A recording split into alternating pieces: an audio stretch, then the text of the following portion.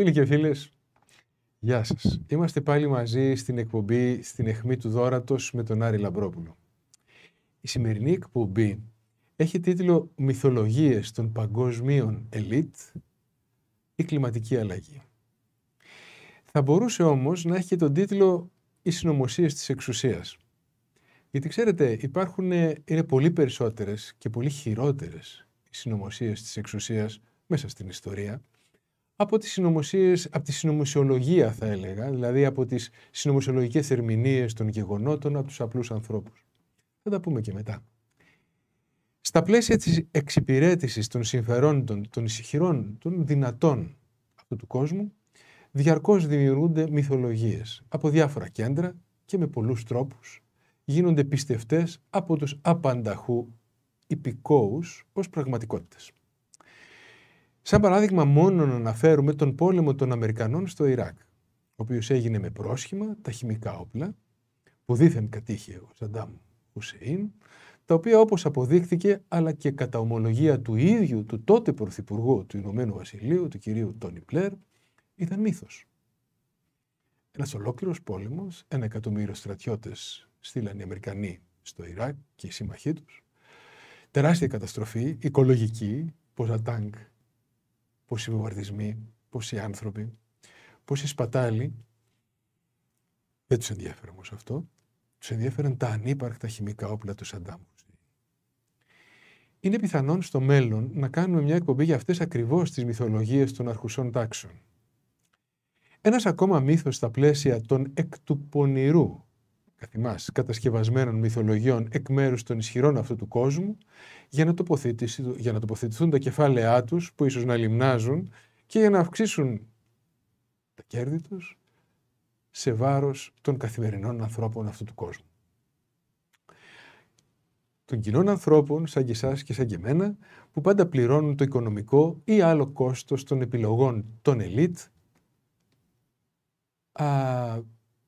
Ένας ακόμα μύθος λοιπόν είναι ο μύθος της κλιματικής αλλαγής.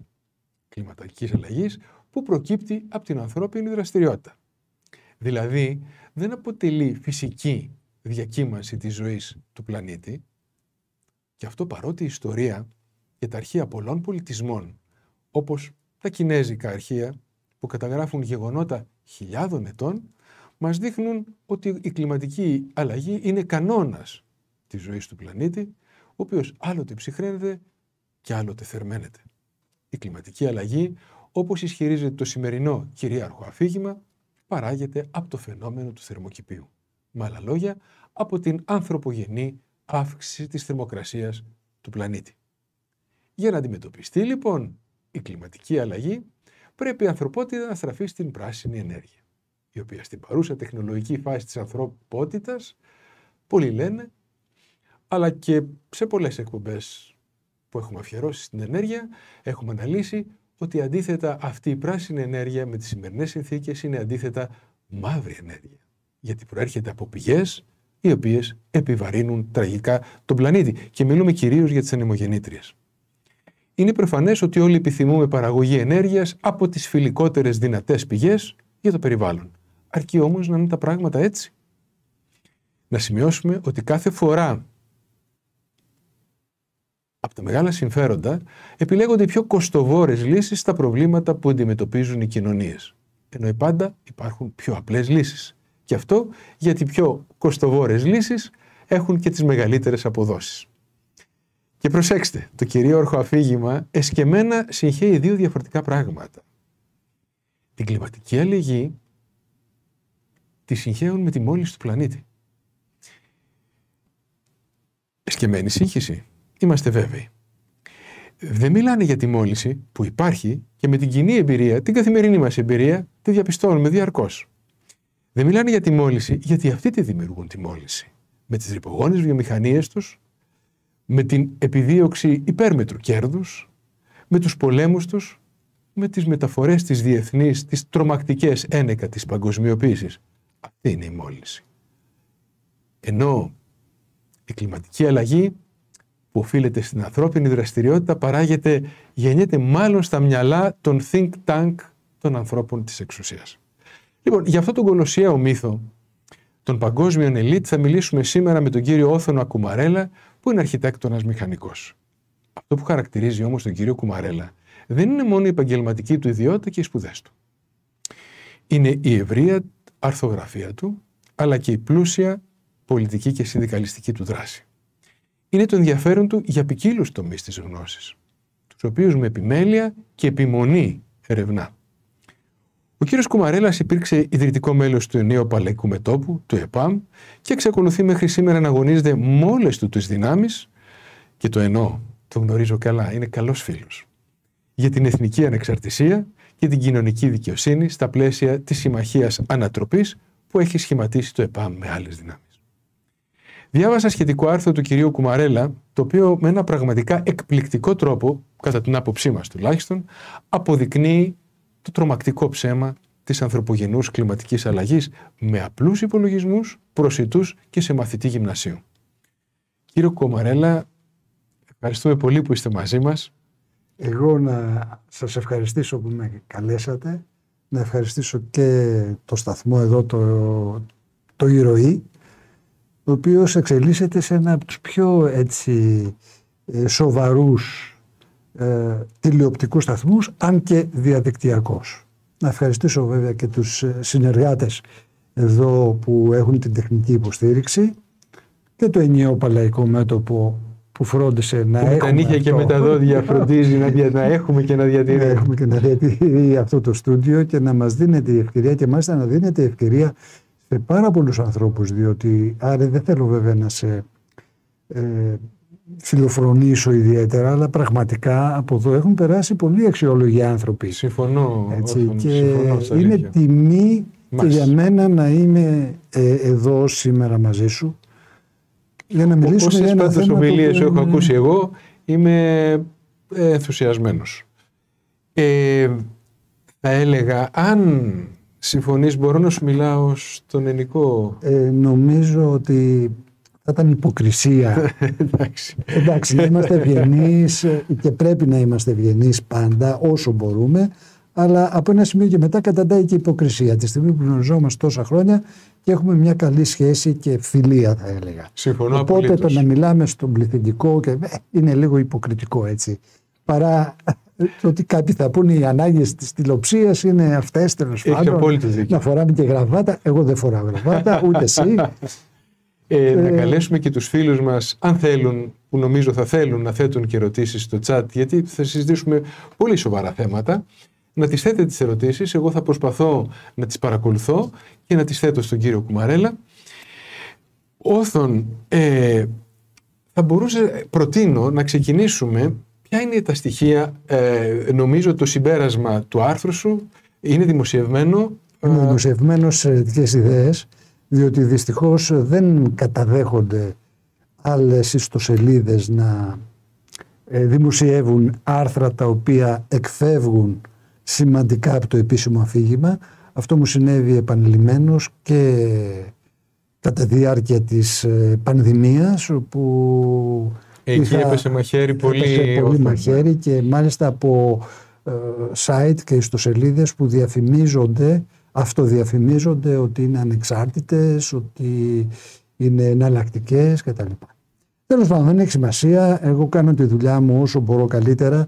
Καταρχήν για τον εαυτό μου πρώτα, γιατί εγώ ενδιαφέρομαι να καταλαβαίνω τα πράγματα και που πάει, και μετά αν καταλήγω σε κάποια συμπεράσματα και είμαι σίγουρος γι' αυτά, τότε προσπαθώ να τα δημοσιοποιήσω στους φίλους μου, στους γνωστούς μου και μέσα από την ιστοσελίδα της Ερετικής Ιδέες, και τώρα από την εκπομπή βέβαια, όσο μπορούμε ευρύτερα, για σημαντικά ζητήματα όπως είναι η κλιματική αλλαγή, γιατί πραγματικά είναι ένα θέμα το οποίο απασχολεί πάρα πολύ κόσμο και εμένα με απασχολούσε εδώ και πάρα πολλά χρόνια, γιατί η φιλολογία αυτή περί κλιματικής αλλαγής έχει ξεκινήσει περίπου από τη δεκαετία του 1980. Στην αρχή βέβαια τότε μας έλεγαν ότι ο πλανήτης θα ψυχθεί και θα παγώσουμε. Ξαφνικά άλλαξε το τροπάριο και αποφάσισαν κάποιοι δήμονες ότι δεν θα πεθάνουμε από το κρύο, αλλά θα τσουρουφλιστούμε από τη ζέστη.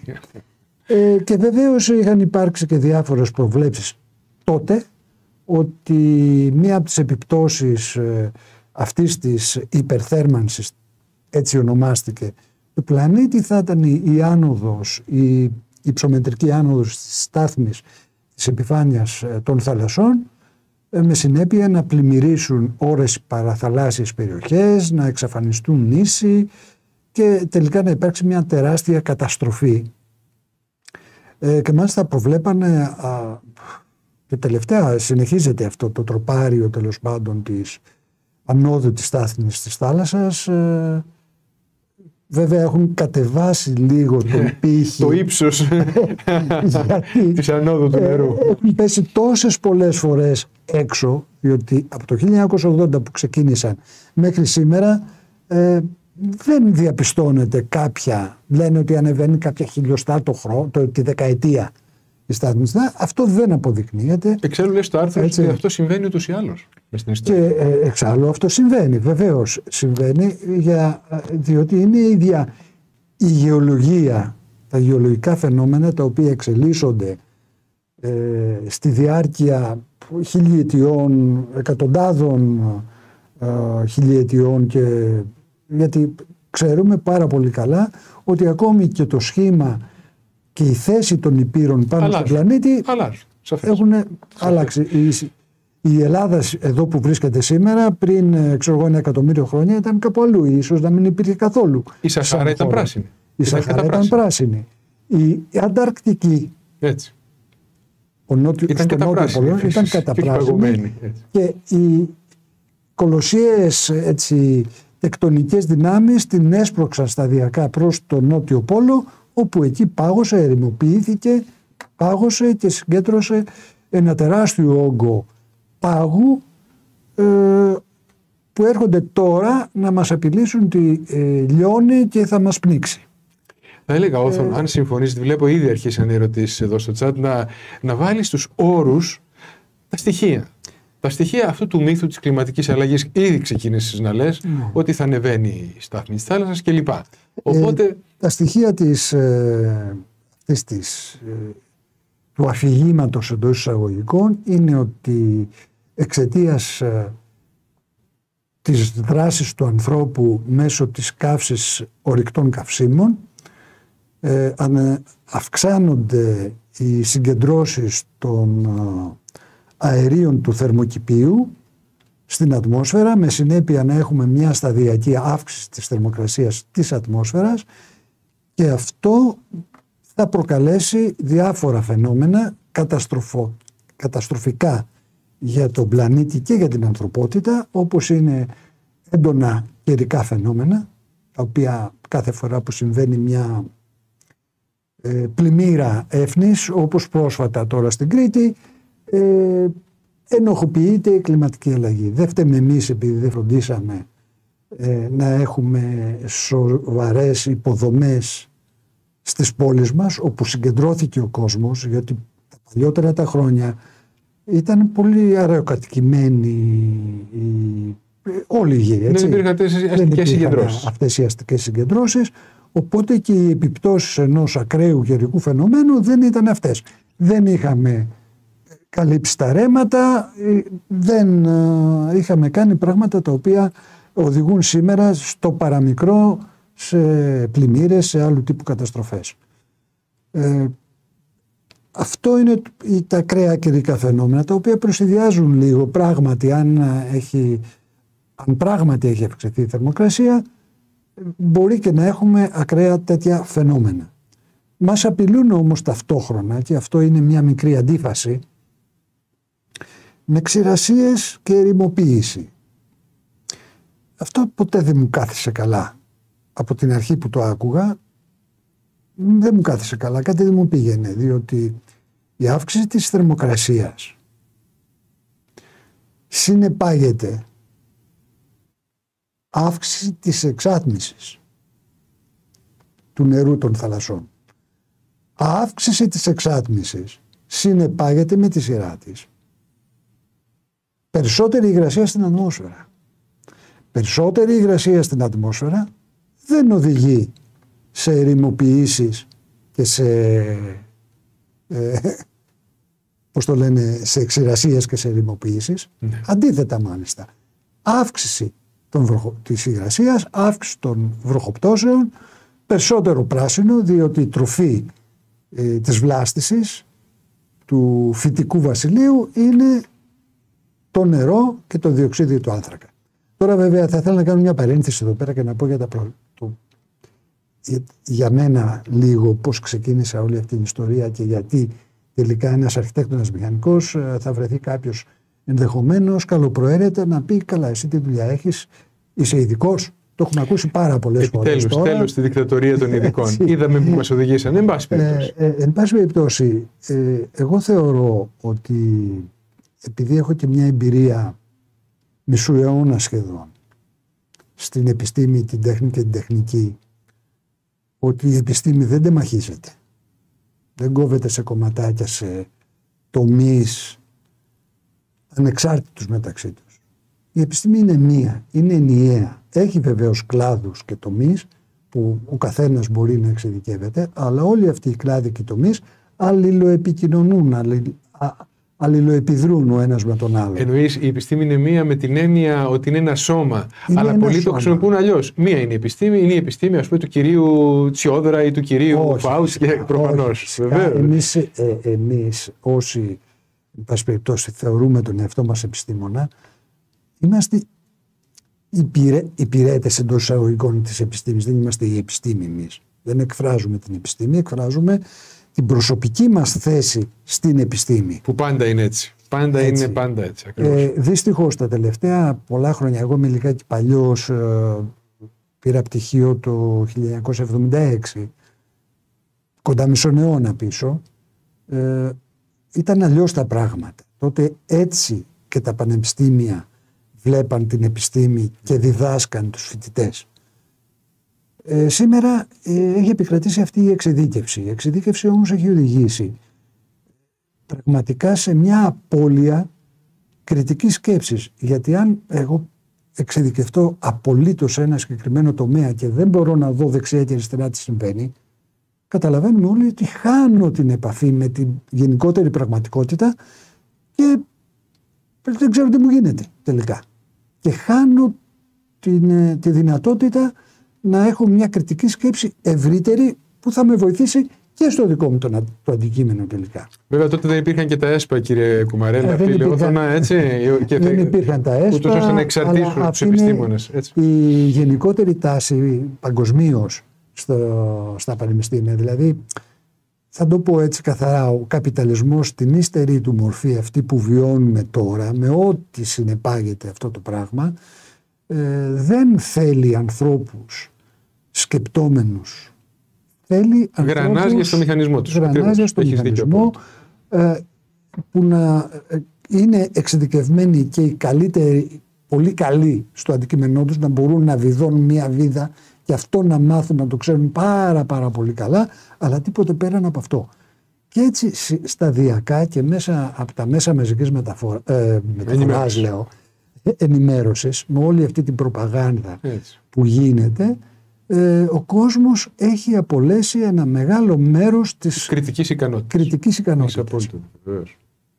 Εγώ ευτυχώς και με προσπάθεια, αν θέλεις, έχω καταφέρει να ξεφύγω λιγάκι και να προσπαθώ να βλέπω τα πράγματα λίγο κριτικά.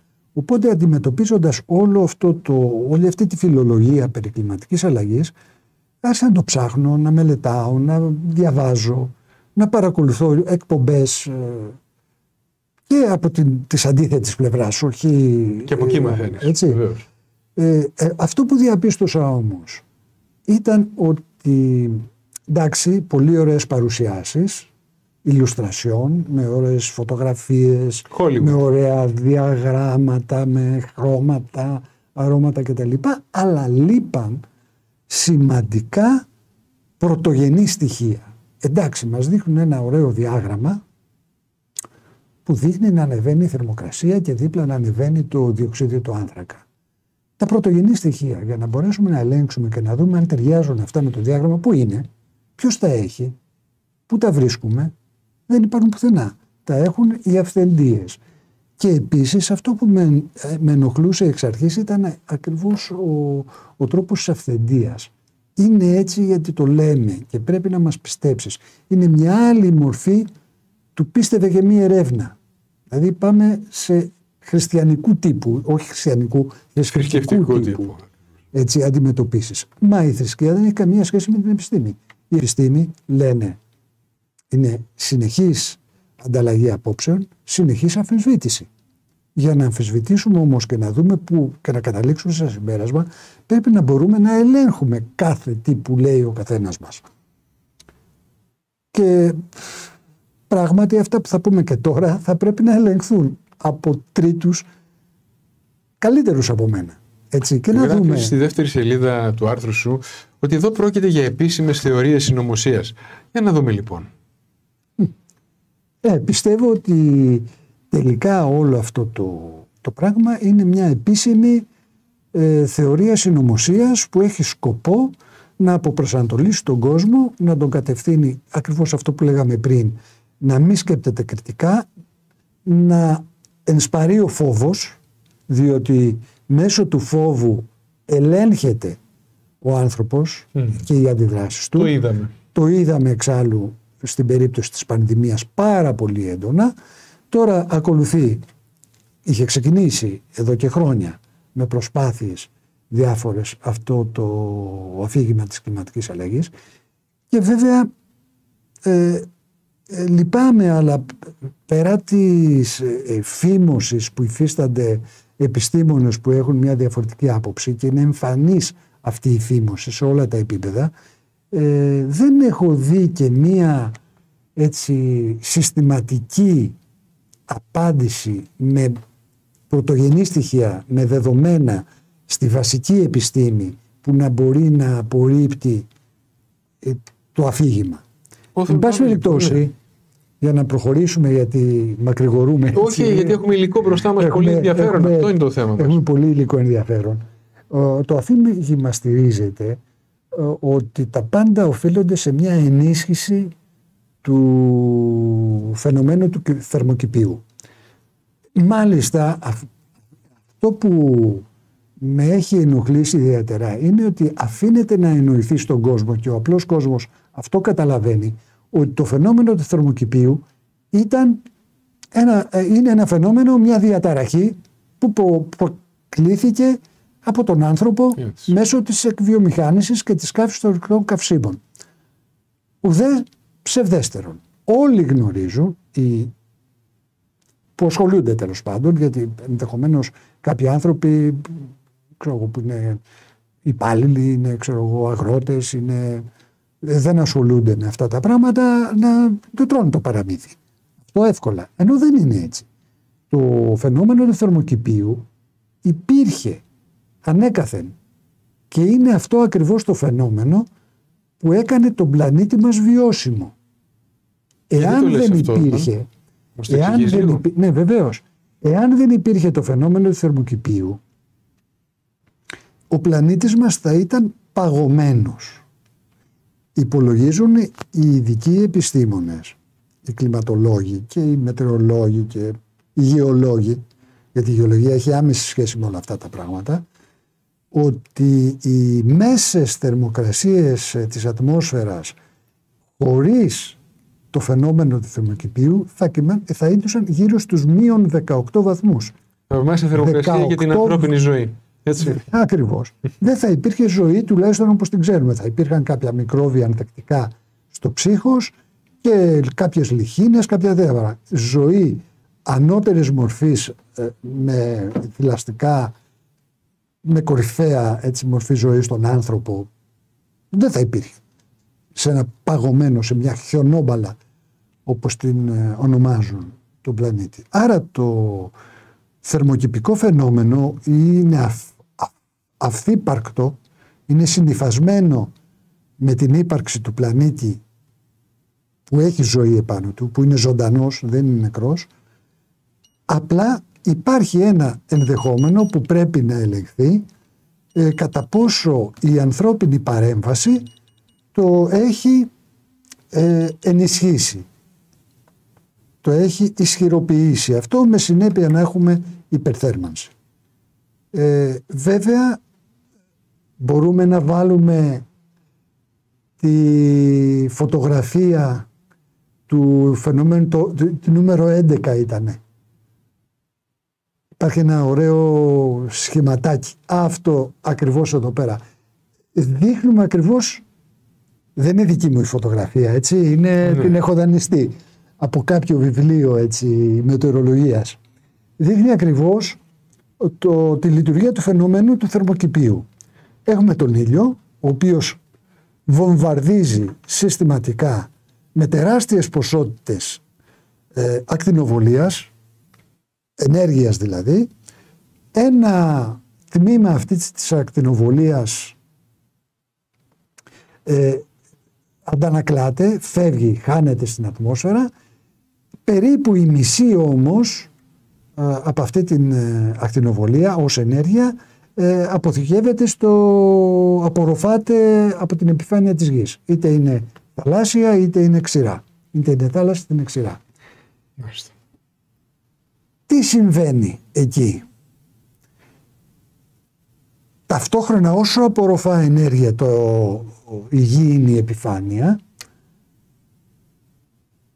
αρχίζει και επανεκπέμπει αυτή την ακτινοβολία υπό τη μορφή υπέρυθρης ακτινοβολίας σε μεγαλύτερο μήκος κύματος, τελικά προς το διάστημα. Ένα μέρος αυτής της ακτινοβολίας που επανεκπέμπεται από το έδαφος απορροφάται από την ατμόσφαιρα, από τα αέρια του θερμοκηπίου. Μάλιστα.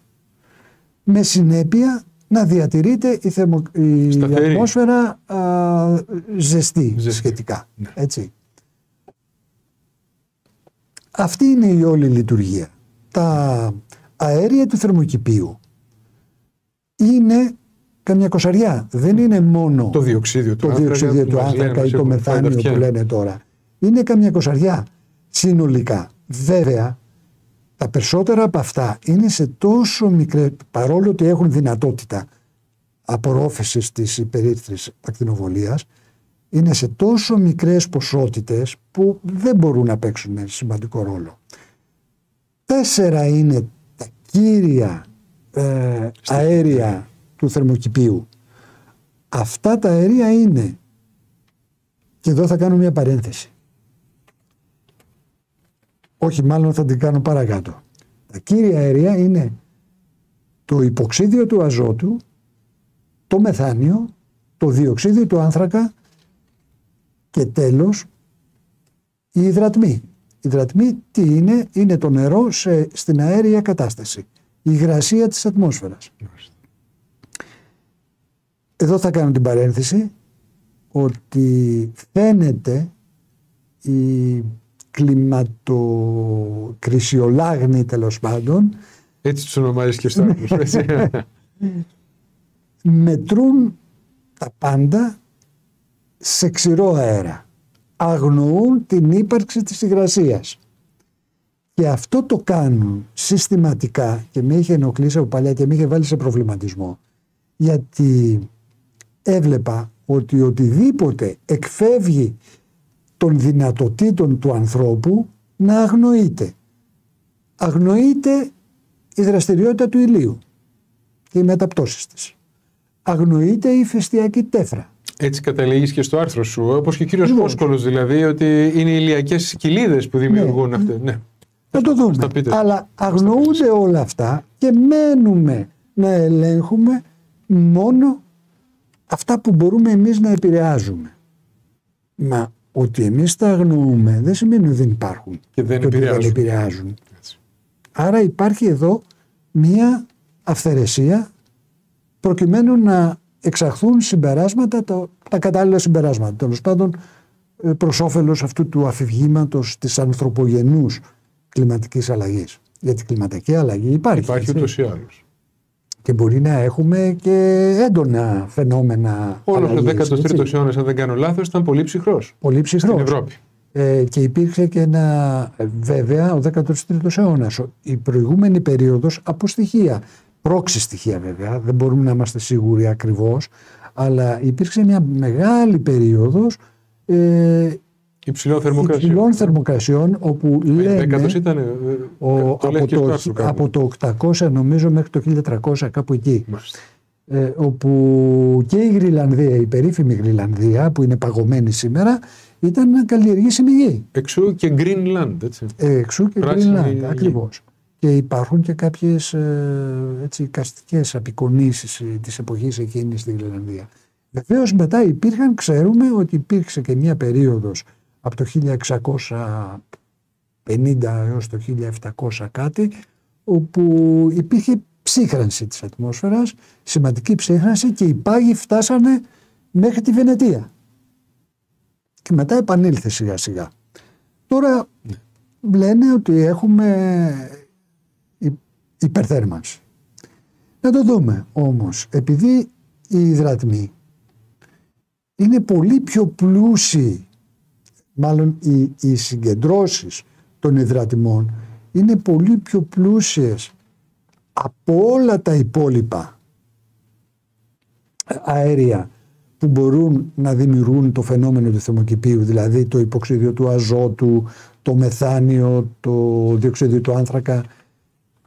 Μπορούμε να δούμε τη δεύτερη φωτογραφία.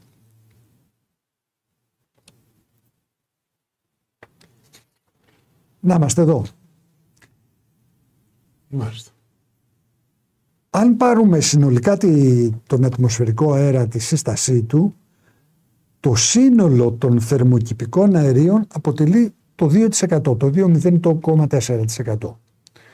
Το υποξίδιο του αζότου υπολογίζεται, μετριέται, και έχουμε τα όργανα βέβαια σήμερα να μετράμε ακριβώς, σε 315 ppb. Τι σημαίνει το ppb? Είναι part per billion, μέρη στο δισεκατομμύριο. Μάλιστα. Έχουμε 1 δισεκατομμύριο, τα 315 κομματάκια είναι αυτό. Το υποξίδιο του αζότου. Το μεθάνιο είναι πολλαπλάσιο σε πυκνότητα. Έχουμε 1800 μέρη στο δισεκατομμύριο. Μάλιστα. Και ανεβαίνουμε πιο ψηλά ακόμη, τους υδρατμούς, έτσι, στο διοξίδιο του άνθρακα, που μετράμε πια σε μέρη στο εκατομμύριο. Στο εκατομμύριο. Part per million. Μάλιστα. Που είναι στη σημερινή εποχή, στην εποχή που βιώνουμε, 400 μέρη στο εκατομμύριο. Και πάμε στους υδρατμούς, στην υγρασία, που είναι μέσοσταθμικά 20.000 μέρη στο εκατομμύριο. Δηλαδή είναι 50 φορές περισσότερο, σε μεγαλύτερες συγκεντρώσεις μέσοσταθμικά. Δεν θα σου έλεγε όμως κανείς ότι απλώς δεν επηρεάζουν οι υδρατμοί όσο το διοξίδιο. Εδώ ακριβώς λοιπόν πάμε σε ένα δεύτερο βήμα, γιατί η δική μου μεθοδολογία είναι βήμα το βήμα, σκαλοπάτι το σκαλοπάτι, για να φτάσουμε σε ένα αποτέλεσμα. Γιατί διαφορετικά μπερδεύονται τα πράγματα και δεν μπορούμε να φτάσουμε σε ένα αποτέλεσμα. Είναι λοιπόν τα ποσοτικά χαρακτηριστικά, τα είδαμε, σπάνια αναφέρονται σε αυτά, και κυρίως σου λέω τους υδρατμούς, την υγρασία την αγνοούν πλήρως. Μελετάν, μετρούν επί ξηρού αέρα. Τουλάχιστον έτσι φαίνεται από τις δημοσιεύσεις και όλα τα έγγραφα, τέλος πάντων. Τα δεδομένα που δίνουν. Τα δεδομένα που δίνουν. Αν πάμε λοιπόν στα ποιοτικά χαρακτηριστικά, και αυτό που μας ενδιαφέρει είναι η δυνατότητα, η απορροφητική δυνατότητα υπέρυθρης ακτινοβολίας καθενός από αυτά τα αέρια. Και μπορούμε να πάμε στην 3.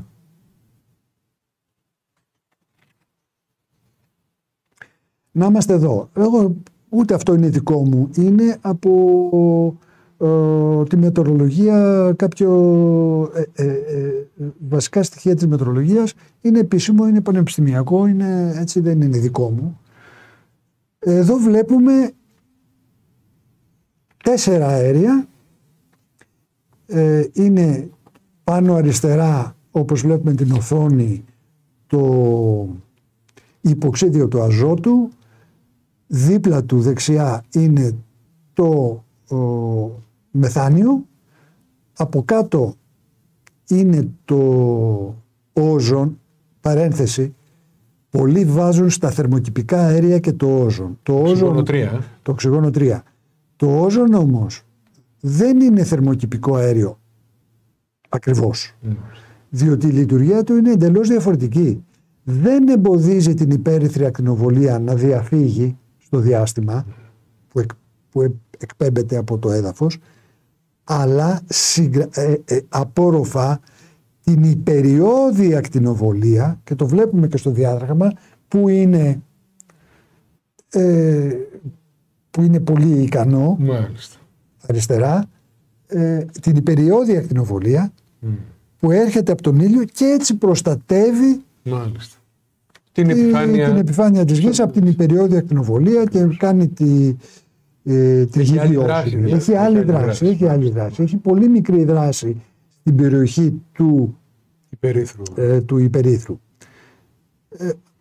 Δεξιά από το όζον βλέπουμε το νερό στην αέρια του κατάσταση, όπου βλέπουμε ότι εξαντλεί τη δράση του σε όλο το φάσμα του υπέρυθρου, ενώ άλλα στοιχεία δεν είναι τόσο πολύ. Και από κάτω έχουμε το διοξίδιο του άνθρακα, το οποίο πραγματικά βλέπουμε σε μια περιοχή πολύ οριακή, από τα 15 περίπου μικρόμετρα μέχρι τα 19, ότι έχει πραγματικά ισχυρότερη δράση από τους υδατμούς, κατά 50%.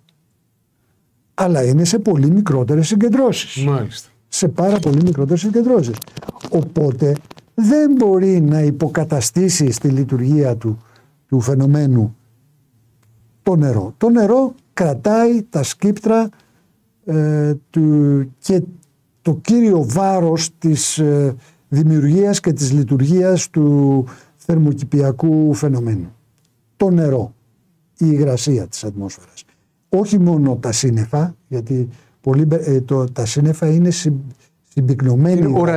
Είναι ορατοί, δεν είναι αέρια. Ήδη έχουν μετασχηματιστεί σε υγρή μορφή. Είναι η διαχυμένη υγρασία.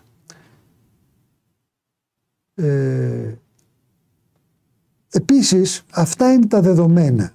Οπότε βλέπουμε και μπορούμε να υπολογίσουμε περίπου ότι το 98% του φαινομένου του θερμοκηπίου οφείλεται στους υδατμούς και μόλις το 2% οφείλεται στα υπόλοιπα όλα μαζί αέρια του θερμοκηπίου, το διοξείδιο του άνθρακα, το μεθάνιο κτλ.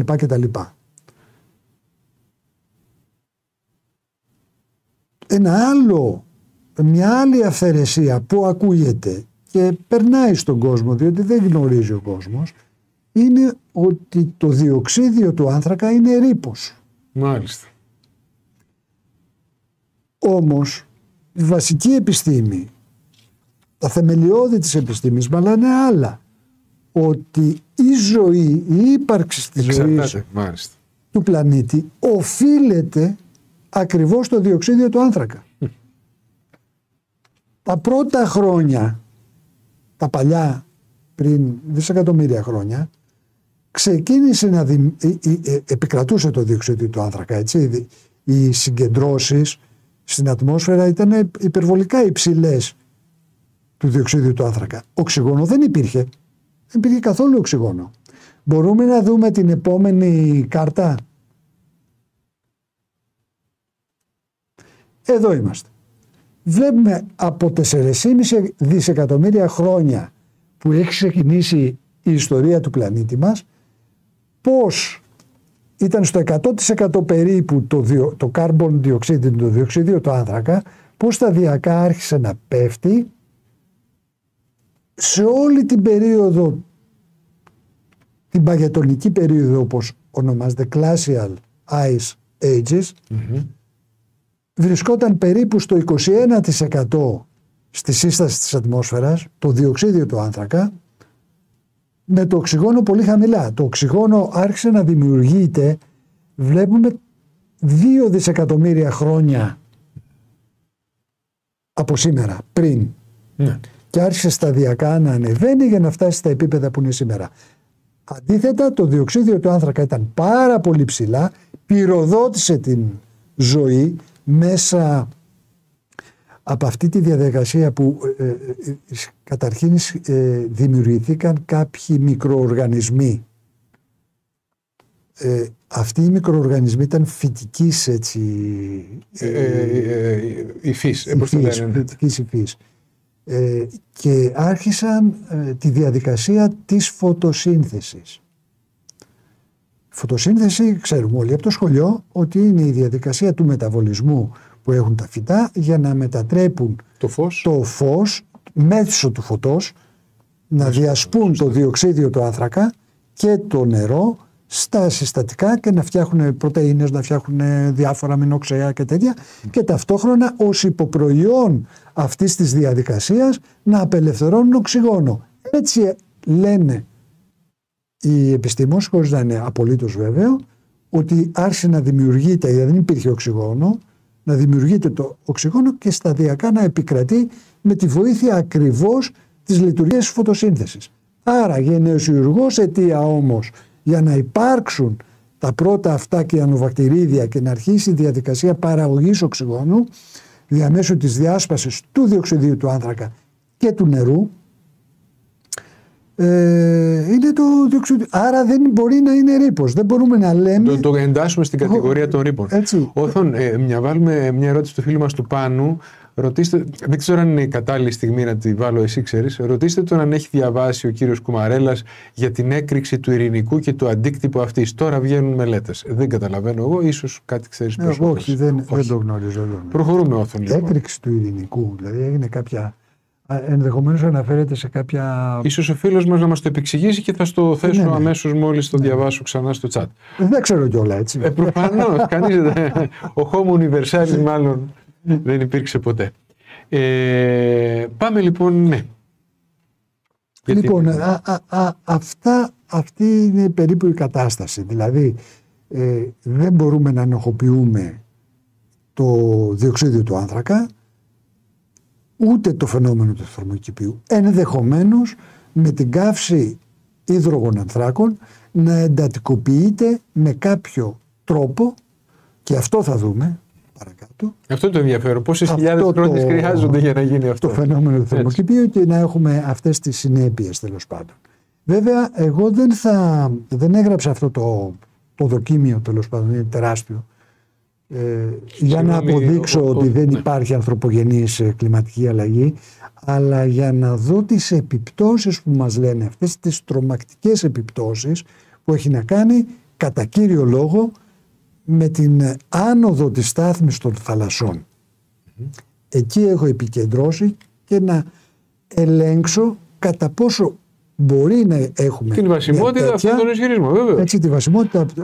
Ο φίλος μας έγραψε, είναι το Χόγκα Τόγκα που εκτόξευσε υδρατμούς στην ατμόσφαιρα.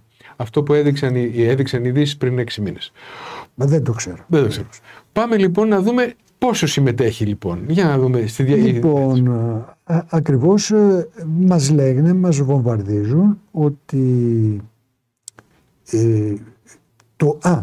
η συμμετοχή λοιπόν του διοξιδίου του άνθρακου, εάν είναι το 98% συμμετέχουν οι υδρατμοί, το διοξίδιο του άνθρακα συμμετέχει, τα υπόλοιπα αέρια συμμετέχουν 2% και την περίδα του λέοντος κατέχει το διοξίδιο του άνθρακα στο 1,6% σήμερα στην λειτουργία όλου αυτού του θερμοκηπικού φαινομένου.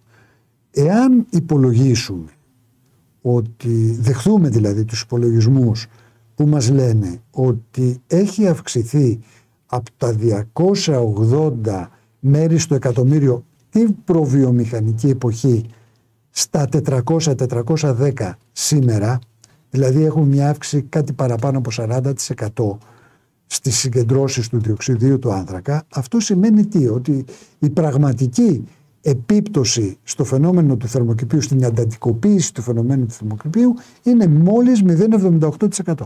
Μάλιστα. Από το 1,60% το 40%. Έτσι δεν είναι? Έτσι προκύπτει λογικά. Λογικά και με απλό υπολογισμό. Και με απλό υπολογισμό. Γι' αυτό ακριβώς φαίνεται ότι δεν είναι δυνατόν τελικά να έχουμε όλη αυτή τη φασαρία ότι αμάν καταστρεφόμαστε, θα πληγούμε εξαιτίας του διοξιδίου του άνθρακα. Δεν είναι δυνατόν, είναι πολύ δύσκολο.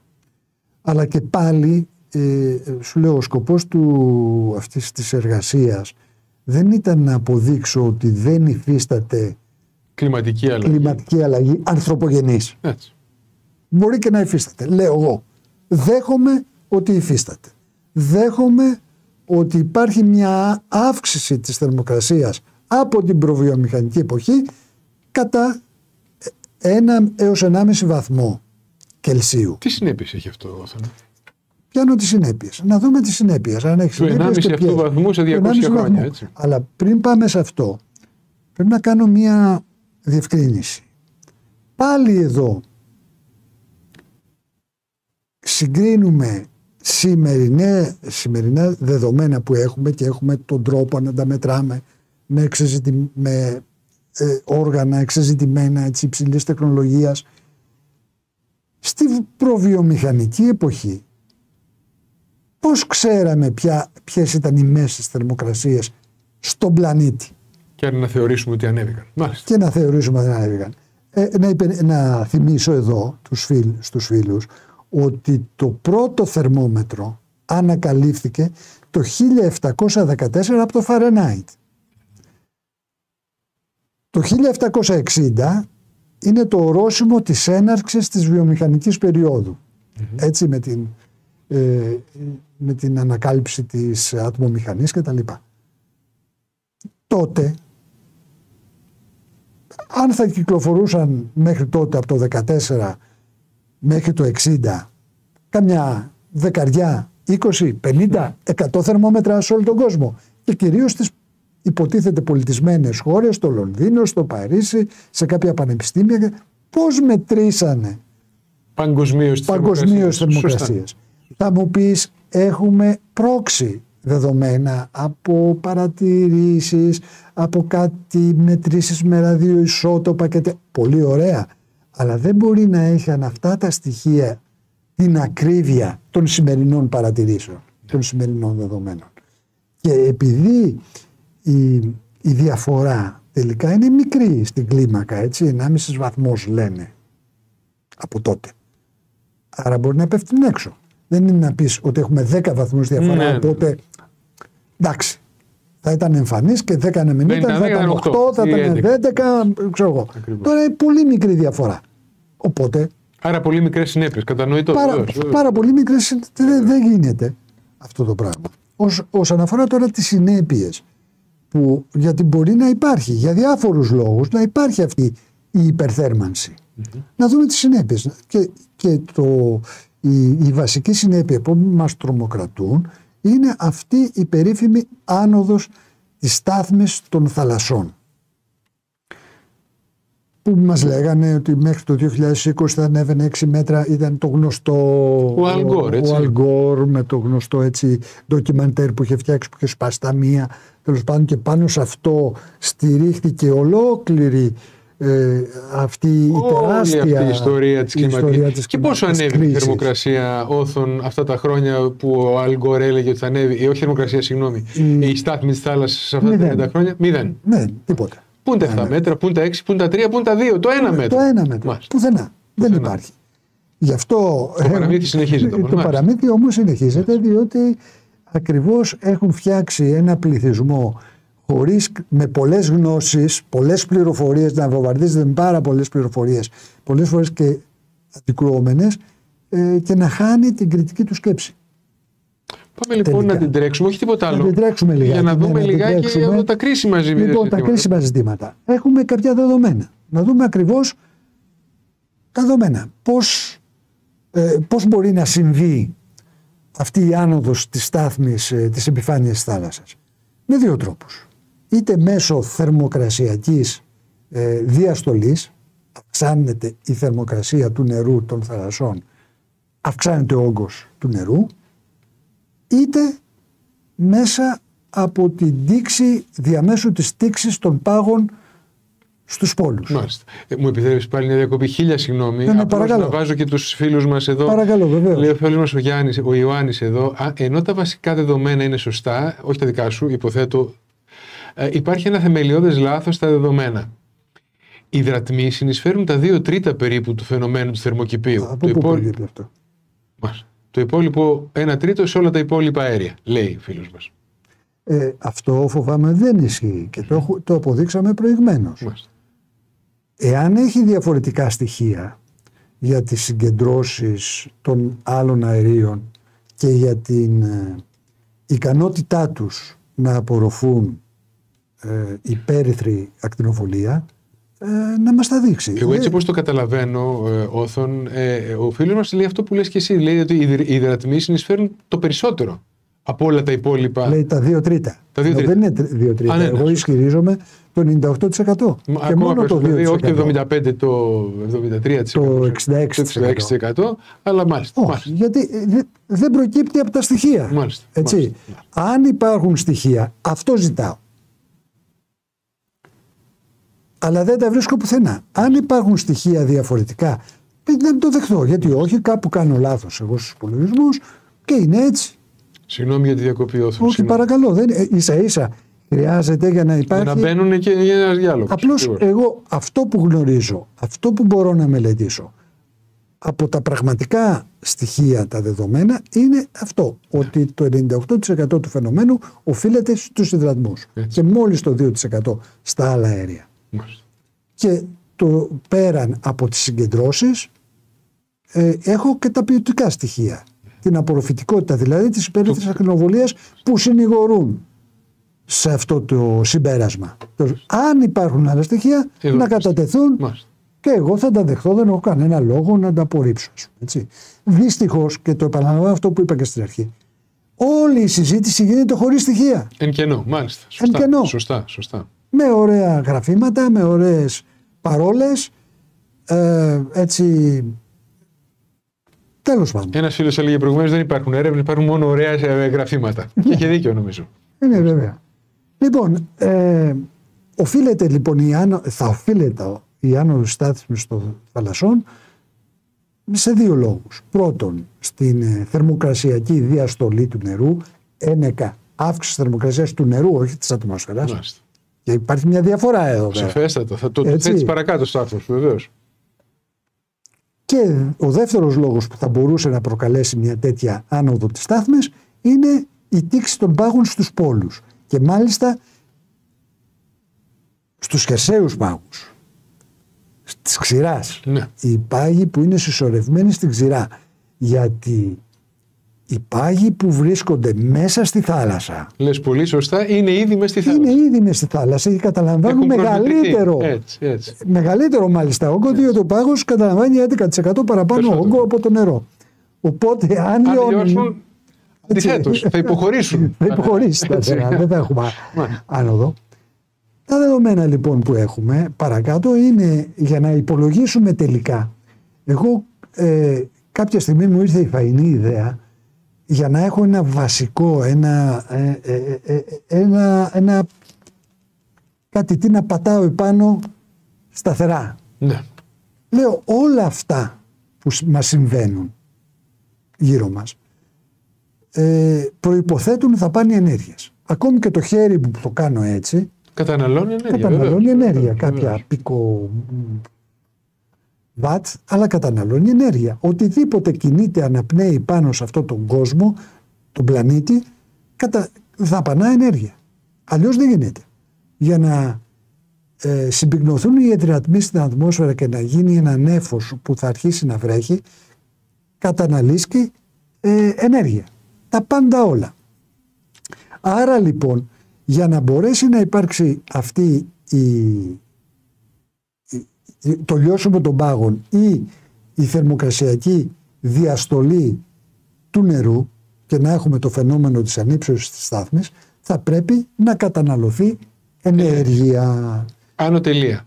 Συγχαρητήρια για την εκπομπή. Ο διάσημος θαλασσοκοπήμος ξεχασμένος Σέρβος επιστήμονας Μιλάνκοβιτς έχει αποδείξει εδώ και 80 χρόνια τους περιοδικούς κύκλους αυξομοίωσης της θερμότητας στην ατμόσφαιρα. Νομίζω ότι η προσεπήρωση αυτών που λες. Βέβαια.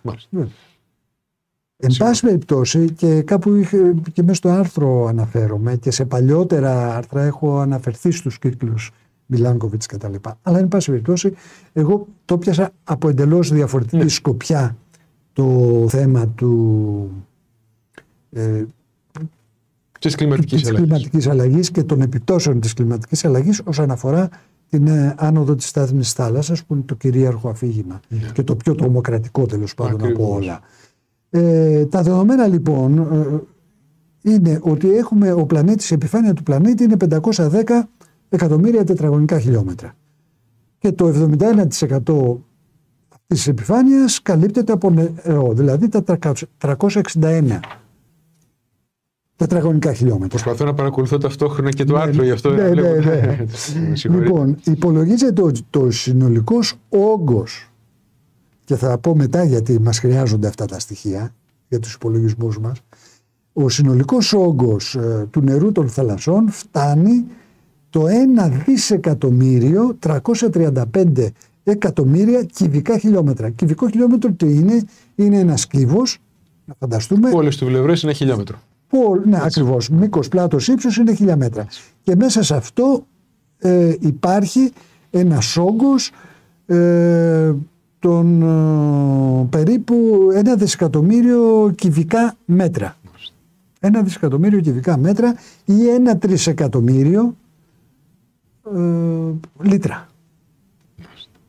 Μιλάμε για 1,335 επί 10 στην 21η. Το βλέπω εδώ γραμμένο, γι' αυτό εγώ δεν μπορώ να φέρω. Από το γυμνάσιο ήδη γνωρίζουμε ότι τα υλικά διαστέλλονται ανάλογα με την αύξηση της θερμοκρασίας. Και προφανώς, εάν αυξηθεί η θερμοκρασία του νερού, θα αυξηθεί και ο όγκος του. Λογικά. Βέβαια, εδώ υπάρχει το παράδοξο του νερού, όπως λέγεται, όπου από τη θερμοκρασία τήξης του πάγου, τους 0 βαθμούς μέχρι τους 2, συρρυκνούται. Αλλά από 2 και πάνω ακολουθεί το βασικό κανόνα της διαστολής. Η μόνη εξαίρεση είναι 0 με 2. Λοιπόν, προκειμένου να έχουμε την άνοδο της στάθμης, θα πρέπει να αυξηθεί ο όγκος διαμέσου της θερμοκρασιακής διαστολής, όπως είπαμε, ή το λιώσιμο των πάγων. Εξετάζουμε όμως ένα-ένα, βήμα το βήμα, τη θερμοκρασιακή διαστολή. Αν φανταστούμε ότι το νερό των ωκεανών βρίσκεται, ο πλανήτης έχει το φλοιό του και έχει τεράστια κιλώματα. Είναι σαν μία λεκάνη. Μέσα στη λεκάνη αυτή υπάρχει το νερό. Αν προσθεθεί όγκος νερού, μεγάλες ποσότητες νερού, δεν έχει δυνατότητα παρά να ανέβει η στάθμη. Αναγκαστικά. Έτσι αιτιολογείται. Λοιπόν, για να υπολογίσουμε, προκειμένου να καταφέρουμε να ανεβάσουμε τη στάθμη της επιφάνειας του νερού κατά 1 μέτρο, θα πρέπει να υπολογίσουμε τι ενέργεια χρειάζεται να καταναλωθεί, ούτως ώστε να υπάρξει η αντίστοιχη διαστολή. Ο τύπος που μας δίνει το πόσο θα διασταλεί κατ' όγκον το νερό είναι συγκεκριμένος, το ξέρουμε από το γυμνάσιο, είναι ο συνολικός όγκος ο συνολικός αρχικός όγκος επί τη θερμοκρασία που θέλουμε να αυξήσουμε, επί ένα συντελεστή που για κάθε υλικό διαφέρει, είναι διαφορετικό. Για το νερό το ξέρουμε και αυτό, είναι 207 επί 10 στη μείον έκτη, είναι 0,00207 Τέλος πάντων. Αν κάνουμε τον υπολογισμό, απλές πράξεις είναι, πολύ απλές πράξεις είναι. Τον όγκο του νερού που είπαμε ότι είναι ένα δισεκατομμύριο, τέλος πάντων 335 εκατομμύρια κυβικά χιλιόμετρα, το αναγάγουμε σε λίτρα και κάνουμε τον υπολογισμό, βλέπουμε τελικά ότι για άνοδο της θερμοκρασίας του νερού κατά 1 βαθμό θα προκύψει ένας όγκος, επιπλέον όγκος 276-345 κυβικά χιλιόμετρα. Μάλιστα. Αν το μοιράσουμε αυτό το νερό σε όλη την επιφάνεια της γης, θα μας ανεβάσει την στάθμη κατά 76,5 εκατοστά. Μάλιστα. Απλοί υπολογισμοί, μαθητού γυμνασίου, δεν χρειάζεται να φανταζόμαστε έτσι υπέρκοσμα πράγματα και τέλος πάντων. Για να ανυψωθεί λοιπόν η στάθμη, εμείς θέλουμε ένα μέτρο. Οπότε κάνουμε τις αναγωγές και βλέπουμε ότι για να ανυψωθεί η στάθμη του νερού κατά 1 μέτρο θα πρέπει να αυξηθεί η θερμοκρασία κατά 1,31 βαθμούς Κελσίου. Μιλάμε για τη μέση θερμοκρασία του νερού της θάλασσας. Έτσι. Λαμβάνουμε των θερμών θαλασσών, των πάγων και όλα αυτά.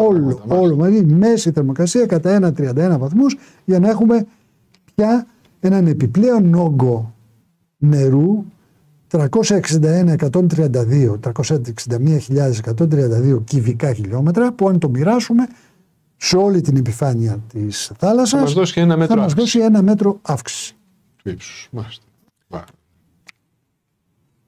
Πόσο έχει ανυψωθεί? Έχει ανυψωθεί? Δεν έχει ανυψωθεί καθόλου. Από ό,τι λέγαμε μόλις πριν 30 χρόνια δεν ανυψώθηκε καθόλου. Καθόλου. Ή ελάχιστα χιλιοστά που δεν είναι παρατηρήσιμο και δεν είναι και ενοχλητικό. Έτσι. Και μάλιστα δεν μιλάμε γιατί πράγματι υπάρχει μια διαδικασία ανόδου της στάθμης έφνης της Μεσογείου. Μια διαφορά στη στάθμη που φτάνει και τα 10 εκατοστά μεταξύ καλοκαιριού και χειμώνα. Γιατί ανεβαίνει η θερμοκρασία των επιφανειακών υδάτων. 2-3 μέτρα, 4 μέτρα το καλοκαίρι σε σχέση με το χειμώνα. Και μάλιστα πολλούς βαθμούς. Δεν αυξάνει 1 βαθμό ή 1,31 που λέμε εδώ. Η επιφάνεια της θάλασσας τώρα. Η επιφάνεια της θάλασσας. Τα πρώτα 5 μέτρα. 10 μέτρα τέλος πάντων. Η θερμοκρασία λόγω ακριβώς της μεγαλύτερης απορρόφησης ηλιακής ενέργειας κατευθείαν, της ανόδου της θερμοκρασίας της ατμόσφαιρας επίσης. Έχουμε τεράστια διαφορά. Έχουμε το καλοκαίρι έχουμε 35 και 40 βαθμούς στην ατμόσφαιρα για 6 μήνες. 8-10. Οπότε πέφτει η θερμοκρασία, η μέση θερμοκρασία στην επιφάνεια της θάλασσας στη Μεσόγειο είναι 10-12 βαθμοί, ενώ το καλοκαίρι είναι 23 βαθμοί. Έχουμε μια πολύ μεγάλη διαφορά, οπότε δικαιολογείται αυτή η αυξομοίωση της στάθμης. Δεν μιλάμε για αυτό όμως, μιλάμε για συνολική ανάγκη και διαρκή, έτσι. Συνολική και διαρκή άνοδο της θερμοκρασίας κατά 1,31 βαθμούς, ούτως ώστε να έχουμε 361.000 κυβικά χιλιόμετρα περισσότερο όγκο, διαστολή δηλαδή του νερού, για να έχουμε 1 μέτρο ανύψωση της στάθμης. Δεν υπήρξε αυτό επί 30 χρόνια. Τουλάχιστον αυτά που μετράμε, έτσι. Δεν υπήρξε, τέλος. Δεν υπήρξε τουλάχιστον από τότε που γνωρίζουμε τον κόσμο, από την προβιομηχανική εποχή μέχρι τώρα. Αν έχει αυξηθεί 2-3 εκατοστά, 5, δεν το ξέρει κανείς. Διότι αν σήμερα έχουμε τρόπους να μετράμε και με σχετική ακρίβεια. Μα δεν αξίζει τον κόπο, νομίζω, να το συζητήσουμε τα 2 και τα 3 εκατοστά. Έτσι, ένας πολιτισμός ολόκληρος ασχολείται με τα 2-3 εκατοστά. Προφανώς. Αλλά εν πάση περιπτώσει δεν υπήρχαν και δυνατότητες. Δεν ξέρουμε. Η Βενετία ήταν εκεί που ήταν και πριν 200 χρόνια. Έτσι, αν έχουμε κάτι. Ακριβώς. 200 και 500 χρόνια το ίδιο πράγμα. Στους Βυζαντινούς χρόνους που δημιουργήθηκε. Ακριβώς, δεν έχουμε. Εδώ από τον πάνω έχω μια ερώτηση πάνω σε αυτό. Επιφανειακά πόσο συνεισφέρουν τα επιπλέοντα, που να το ξέρει ο κύριος Κουμαρέλας, επιφανειακά πόσο συνεισφέρουν τα επιπλέοντα απορρίμματα στους ωκεανούς στην αύξηση της επιφανειακής θερμοκρασίας και της δημιουργίας υδρατμών? Δεν υπάρχει έρευνα σε αυτό. Το γράφεις και εσύ πάνω. Δεν υπάρχει έρευνα, αλλά. Το έχω ψάξει και δεν βρήκα τίποτα. Κοίταξε, δεν υπάρχει έρευνα. αλλά εν πάση περιπτώσει γιατί να συνεισφέρει στην αύξηση της θερμοκρασίας? Υπάρχουν αδρανή υλικά. Και το πλαστικό αδρανές είναι. Ακριβώς. Που είναι ο μεγαλύτερος όγκος των απορριμμάτων. Δεν νομίζω ότι υπάρχει. Μπορεί να υπάρχει αύξηση της θερμοκρασίας επιφανειακά του νερού από φύκια, από τέτοια πράγματα, με το μεταβολισμό τους. Εκεί μπορεί να υπάρχει, αλλά δεν υπάρχουν μετρήσεις, δεν ξέρουμε ακριβώς τι γίνεται. Και δεν επικαλούνται, πάση περιπτώσει, υπέρμαχοι της κλιματικής ανθρωπογενούς αλλαγής. Ναι, δεν είναι. Λοιπόν, τώρα για να δούμε ακριβώς το ρεζουμέ της κατάστασης. Για να συμβεί όλο αυτό το θαυμαστό πράγμα της ανόδου της στάθμης της θάλασσας κατά 1 μέτρο, είπαμε να προσθεθούν 300 τόσοι χιλιάδες κυβικά χιλιόμετρα καινούριου όγκου, θα πρέπει να καταναλωθεί, να δαπανηθεί αντίστοιχη ενέργεια. Ναι. Γνωρίζουμε πάλι από το γυμνάσιο, τόσο παλιά, έτσι, δεν ξέρω σήμερα τι μαθαίνουν, εμείς τα μαθαίναμε όμως τότε, τη δικιά μου την εποχή. Για να ανέβει η θερμοκρασία 1 λίτρου νερού κατά 1 βαθμό Κελσίου. Ναι, συγγνώμη για αυτό που διάβαζα κάτι σήμερα. Έλεγε κάποια ιστορικός, δεν θέλω να πω το όνομά της, ότι αυτά που μαθαίνανε, που ξέραν τα παιδιά στην 6η Δημοτικού, δεν τα ξέρουν τα παιδιά της 3ης Λυκείου σήμερα. Και πιθανόν να έχει δίκιο. Πιθανόν να έχει δίκιο, γιατί ακριβώς και όλο το εκπαιδευτικό σύστημα είναι στόχο προσιλωμένο στις εξετάσεις, στην απομνημόνευση, στην αποστήθηση και σε ένα φοβερό ανταγωνισμό. Δηλαδή εισάγουν τα παιδιά σε ένα φοβερό ανταγωνισμό μεταξύ τους, ούτως ώστε δεν τους μένει χρόνος για να έχουν κριτική σκέψη. Καθρεφτίζει την κοινωνική και οικονομική ζούγκλα που ζούμε. Ακριβώς. Λοιπόν, για να αυξηθεί η θερμοκρασία 1 λίτρου νερού κατά 1 βαθμό, θα καταναλωθεί ενέργεια, θα απαιτηθεί ενέργεια ίση με 1 κιλοκάλ. Μια θερμίδα, μια χιλιοθερμίδα τέλος πάντων. Για οι απλές θερμίδες τις μπλέκουμε αυτές τις θερμίδες που καταναλώνουμε και τέτοια. Μια κιλοκάλ. Με βάση τα στοιχεία που ήδη συγκεντρώσαμε πριν, για να έχουμε αυτόν τον όγκο νερού, πολλαπλασιάζουμε τον συνολικό όγκο του νερού επί το 1,31 βαθμό και μας δίνει ότι θα έχουμε το καταπληκτικό μέγεθος ενέργειας, κατανάλωσης ενέργειας 1,74885 επί 10 στην 21η χιλιοθερμίδες. Αυτό λοιπόν, επειδή μπερδεύεται, είναι πολύ... έκανα μια αναγωγή σε κιλοβατόρες. Επειδή είμαστε πιο εξοικειωμένοι και τώρα μάλιστα με τους λογαριασμούς της ΔΕΗ και τα λοιπά, θα μάθαμε αρχή όλα. Με το κιλοβάτ, με το βάτ, το κιλοβάτ και τα λοιπά. Κάνοντας λοιπόν αυτό, γιατί γίνεται η μετατροπή, είναι εύκολη, δεν είναι τίποτε, κάνοντας, καταλήγουμε τελικά ότι θα χρειαστεί για να αυξηθεί η θερμοκρασία του θαλασσινού νερού, η μέση θερμοκρασία του θαλασσινού νερού κατά 1,31 βαθμούς, ούτως ώστε να ανέβει η στάθμη της θάλασσας. Προσέξτε το αυτό, φίλοι. Κατά 1 μέτρο θα πρέπει να δαπανηθεί ενέργεια ίση με 2 δισεκατομμύρια 33.912.550 τεραβατόρες. Τεραβατόρα τι είναι? Έχουμε το βατ, το κιλοβάτ, 1000 βατ 1 κιλοβάτ, 1000 κιλοβάτ 1 μεγαβάτ, 1000 μεγαβάτ 1 γιγαβάτ, 1000 γιγαβάτ 1 τεραβάτ. Μάλιστα. Εδώ θα χρειαστεί λοιπόν, για να ανεβεί τελικά η στάθμη της θάλασσας κατά 1 μέτρο, 2 δισεκατομμύρια, δαπάνη ενέργειας 2 δισεκατομμυρίων και κάτι ψηλά, 33 εκατομμύρια κτλ. Αυτή είναι μια κολοσιαία ποσότητα ενέργειας, η οποία θα πρέπει να δούμε από πού μπορεί να προκύψει. Τεράστια ποσότητα ενέργειας. Για να καταλάβουμε ακριβώς τα μεγέθη, θα πρέπει να κάνουμε μια σύγκριση με την κατανάλωση πετρελαίου που έχουμε σήμερα. Μάλιστα. Στον κόσμο. Μπορούμε να βάλουμε τη φωτογραφία του πετρελαίου, την πέμπτη, έκτη, τι είναι. Σήμερα η ημερήσια παραγωγή και κατανάλωση πετρελαίου διεθνώς φτάνει, όπως γνωρίζουμε, γιατί υπάρχουν πάρα πολλά δημοσιεύματα και ο καθένας μπορεί να τρέξει, τα 100 εκατομμύρια βαρέλια πετρελαίου. Μάλιστα. Το ενεργειακό ισοδύναμο που παράγεται από αυτή την καύση του πετρελαίου φτάνει τελικά στις 155, υπάρχει ο τύπος εδώ πέρα που ξέρεις, ναι, εντάξει, και τα λοιπά, να μην τα λέμε, φτάνει τις 155 τεραβατόρες. Αφού είπαμε και που μπορεί να το βρουν οι ακροατές μας στο άρθρο, θα δουν και τους υπολογισμούς γραφές. Επαναλάβουμε, ήταν στις αιρετικές ιδέες. Στις αιρετικές ιδέες. Εκεί μπορεί να το βρουν και να ελέγξουν. Ακριβώς, δεν τα ελέγξουν τα δεδομένα, αλλά είναι απλά πράγματα. Αυτά δεν είναι. 155 τεραβατόρες. Το χρόνο ολόκληρο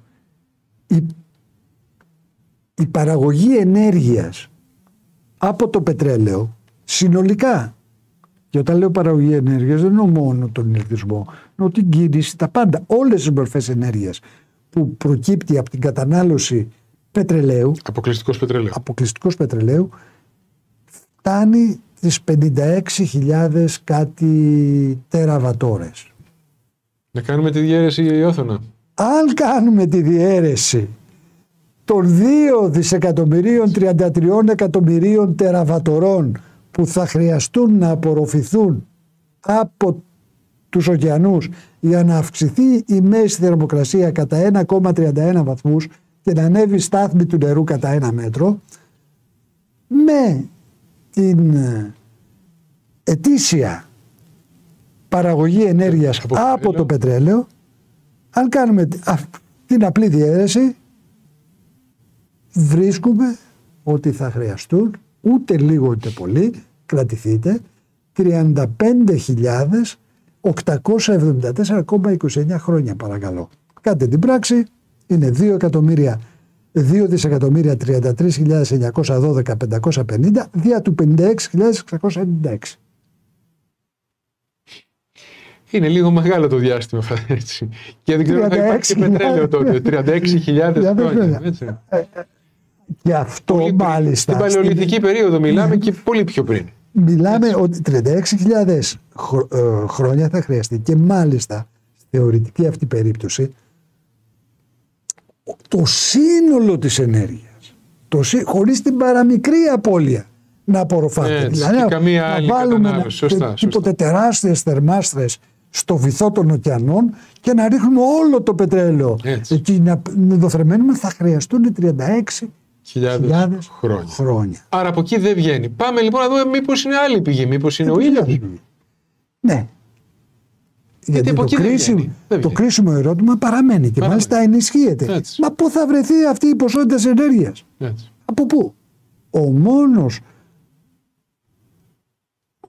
Η μόνη πηγή ενέργειας που έχει ο πλανήτης, διότι είναι ο ήλιος. Διότι αν δεν υπήρχε ο ήλιος, ο πλανήτης θα ήταν παγωμένος τελείως.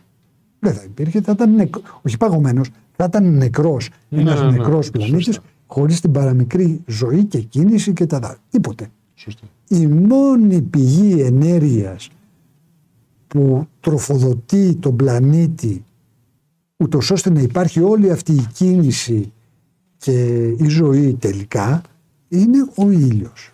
Εσωτερικές πηγές ενέργειας στον πλανήτη δεν υπάρχουν.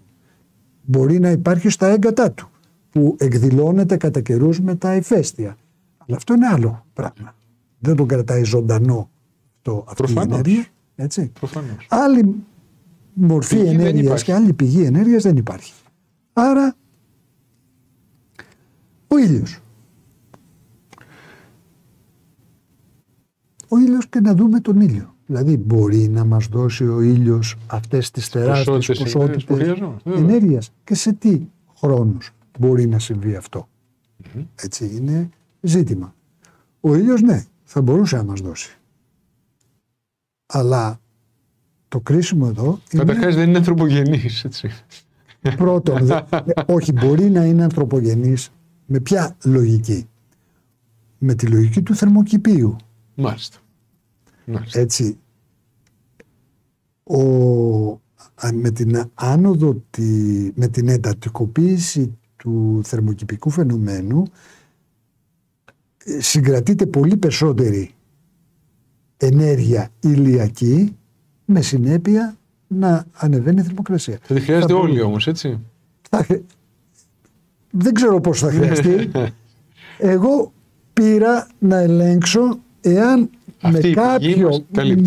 αν μας καλύπτει και αν με κάποιο μαγικό τρόπο όλη η ενέργεια που προέρχεται από τον ήλιο, που βομβαρδιζόμαστε κάθε ώρα και στιγμή από τον ήλιο, με ένα μαγικό τρόπο διοχετευτεί στους ωκεανούς. Μάλιστα. Να δούμε πόσος χρόνος θα χρειαστεί. Σωστά. Γιατί όντως έτσι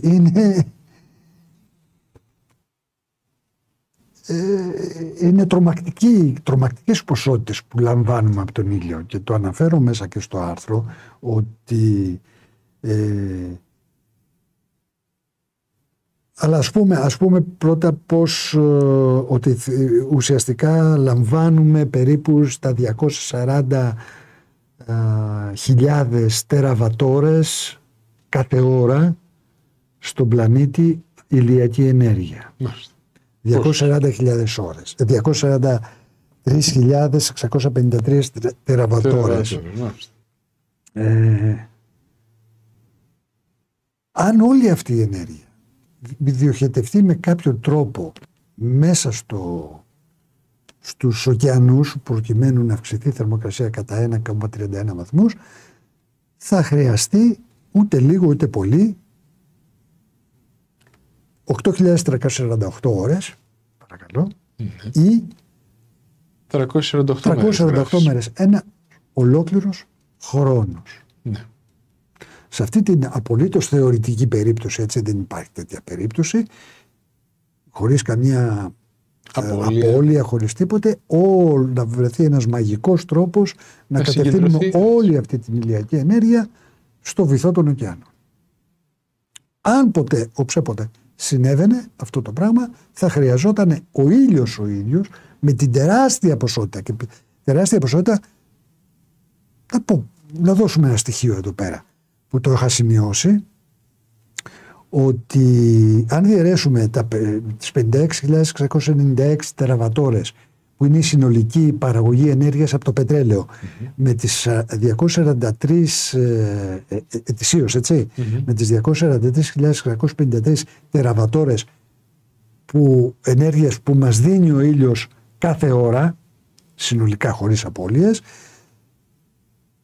φαίνεται ότι ο ήλιος χρειάζεται για όλη αυτή την ενέργεια που χρειαζόμαστε εμείς ένα χρόνο μόλις 14 λεπτά. Μάλιστα. Μόλις 14 λεπτά. Στα 14 λεπτά μας δίνει όλη την ενέργεια. Και φτάνουμε τελικά... Όσο μας δίνει το πετρέλαιο σε ένα χρόνο. Σε 14 λεπτά μας τα δίνει ο ήλιος. Θα μπορούσε ποτέ να συγκεντρωθεί όλη αυτή η ενέργεια στο βυθό των ωκεανών, να τον θερμάνει? Δεν θα μπορούσε ποτέ, γιατί ο υπόλοιπος πλανήτης θα απογίνει. Θα παγώσει. Έτσι δεν είναι? Εφόσον όλη η ενέργεια θα κατευθύνεται στο εσωτερικό των ωκεανών, όλος ο υπόλοιπος πλανήτης θα παγώσει. Λέμε θα χρειαζόταν ο ήλιος 348 μέρες, σχεδόν ένα χρόνο. Πάλι αυτό δεν ισχύει. Πάλι αυτό δεν ισχύει. Γιατί συνήθως η θερμότητα, όχι συνήθως, πάντα είναι νόμος, είναι βασική αρχή, νόμος της φύσης, η θερμότητα να μεταφέρεται από το θερμό σώμα στο πιο ψυχρό. Είναι κανόνας αυτός. Έτσι, απαράβατος κανόνας. Άρα λοιπόν, με το να διατηρεί μια θερμοκρασία, την υπάρχουσα σήμερα θερμοκρασία, πριν προλάβει να αυξήσει, όντας όμως ο υπόλοιπος πλανήτης να παγώνει, θα αρχίσει να μεταφέρεται από τους ωκεανούς θερμοκρασία για να ζεστάνει την ατμόσφαιρα και την ξηρά, τον υπόλοιπο πλανήτη. Μάλιστα. Άρα και ο ήλιος θα χρειαστεί πολύ περισσότερα χρόνια αν όλη η ενέργειά του κατευθύνονταν στα ύδατα. Θα φεύγει από εκεί στην ουσία. Θα λειτουργεί δηλαδή σαν ένα θερματικό σώμα ο ωκεανός. Καταλάβες. Δηλαδή, γιατί δεν υπάρχει διαφορετικός τρόπος. Προφανώς ούτε κατά διάνοια δεν μπορούσε να συμβεί κάτι τέτοιο, έτσι δεν είναι. Δεν υπάρχει θέμα. Δεν μπορούσε να συμβεί. Απλώς είναι ένα θεωρητικό για να καταλάβουμε τα μεγέθη και το πόσο δύσκολο είναι να φτάσουμε σε τέτοιες μεταβολές που θα μας δημιουργήσουν προβλήματα στην καθημερινή μας ζωή. Αυτό προσπαθείς να δείξεις ακριβώς, ότι είναι πάρα πολύ δύσκολο. Είναι πάρα πολύ δύσκολο, χρειάζονται τεράστιες ποσότητες ενέργειας που πρέπει να δαπανηθούν, που δεν διατίθεται ούτε καν από τον ήλιο. Ακόμη και μέσω της εντατικοποίησης του φαινομένου του θερμοκηπίου, οι ποσότητες που θα διατίθενται είναι τόσο μικρές, αυτό είναι η κατακλείδα, που θα πάρει ενδεχομένως και χιλιετίες να συμβεί αυτό το πράγμα. Όταν ξέρουμε ότι τα ορυκτά καύσιμα που χρησιμοποιούμε σήμερα και ενοχοποιούνται για όλη αυτό την κλιματική κρίση, γιατί έχει αναβαθμιστεί η κλιματική αλλαγή σε κλιματική κρίση, αν όλα αυτά τα ορυκτά καύσιμα διαρκούσαν για αιώνες και τέτοια, θα λέγαμε ότι ναι, σε κάποιους δεκάδες αιώνες θα είχαμε πρόβλημα. Αν δεν έχουν καταστρέψει τη γη με πυρηνικά. Αλλά τελικά όμως ξέρουμε πάρα πολύ καλά, και κυρίως τα πετρελαιοειδή, ότι βρίσκονται σε σταδιακή μείωση των αποθεμάτων. Και μετά από 30, 40, 50, 100, θες 200 χρόνια δεν θα υπάρχει σταγόνα πετρελαίου να καίμε. Και εξού βέβαια προκύπτει ότι είναι ανάγκη να πάμε σε νέες μορφές ενέργειας. Διότι όσο και να... θα τελειώσει. Κάποια στιγμή τελειώνει. Ενδεχομένως όχι στη δικιά μας τη γενιά, στην επόμενη ή στη μεθεπόμενη γενιά. Άρα πρέπει να βρούμε μέσω της τεχνολογίας καινούριες μορφές. Είναι οι μορφές αυτές που προτείνονται σήμερα, δεν ξέρω. Εγώ αυτό που ξέρω είναι ότι οι μορφές ενέργειας που προτείνονται σήμερα, που είναι κυρίως οι ανεμογεννήτριες, εδώ είναι το θέμα, και τα φωτοβολταϊκά, δεν επαρκούν και δεν φτάνουν και δεν κάνουν. Δεν μπορούν να υπάρξουν από μόνα τους καταρχάς. Δεν μπορούν να υπάρξουν από μόνα τους γιατί είναι στοχαστικά συστήματα. Απ' την άλλη πλευρά δεν επιλύεται ακριβώς και επειδή είναι στοχαστικά, δεν επιλύεται το θέμα της αποθήκευσης. Ακριβώς. Δεν μπορούν να αποθηκεύσουν ενέργεια τόσο ώστε να την χρησιμοποιήσουμε εμείς όποτε την έχουμε ανάγκη. Άρα πρέπει να στηρίζονται πάντα σε μονάδες με ηλεκτρισμού, όπως και η κίνηση. Πετρέλαιο, γιατί το αυτοκίνητο η πυρηνική ενέργεια που είναι βάσεις. Είναι βάσεις. Η πυρηνική ενέργεια, και εδώ ενδεχομένως κάποιος να στενοχωρήσει, εγώ είμαι υπέρ της πυρηνικής ενέργειας. Η πυρηνική ενέργεια είναι καθαρή ενέργεια. Βεβαίως έχει κάποια απόβλητα και κάποιους κινδύνους, αλλά οι τεχνολογίες, γιατί φαντάσου τα πρώτα εργοστάσια είχαν κατασκευαστεί αμέσως μετά το Δεύτερο Παγκόσμιο Πόλεμο. Έχει ανοίξει η συζήτηση όθων, έχει ανοίξει, υπάρχουν μικρές μονάδες που κάνουν πολλά. Είναι πάρα πολλά. Είναι μία λύση.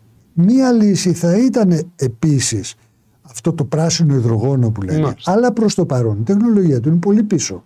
Χρειάζεται τεράστια για να παράξουμε το υδρογόνο που χρειάζεται.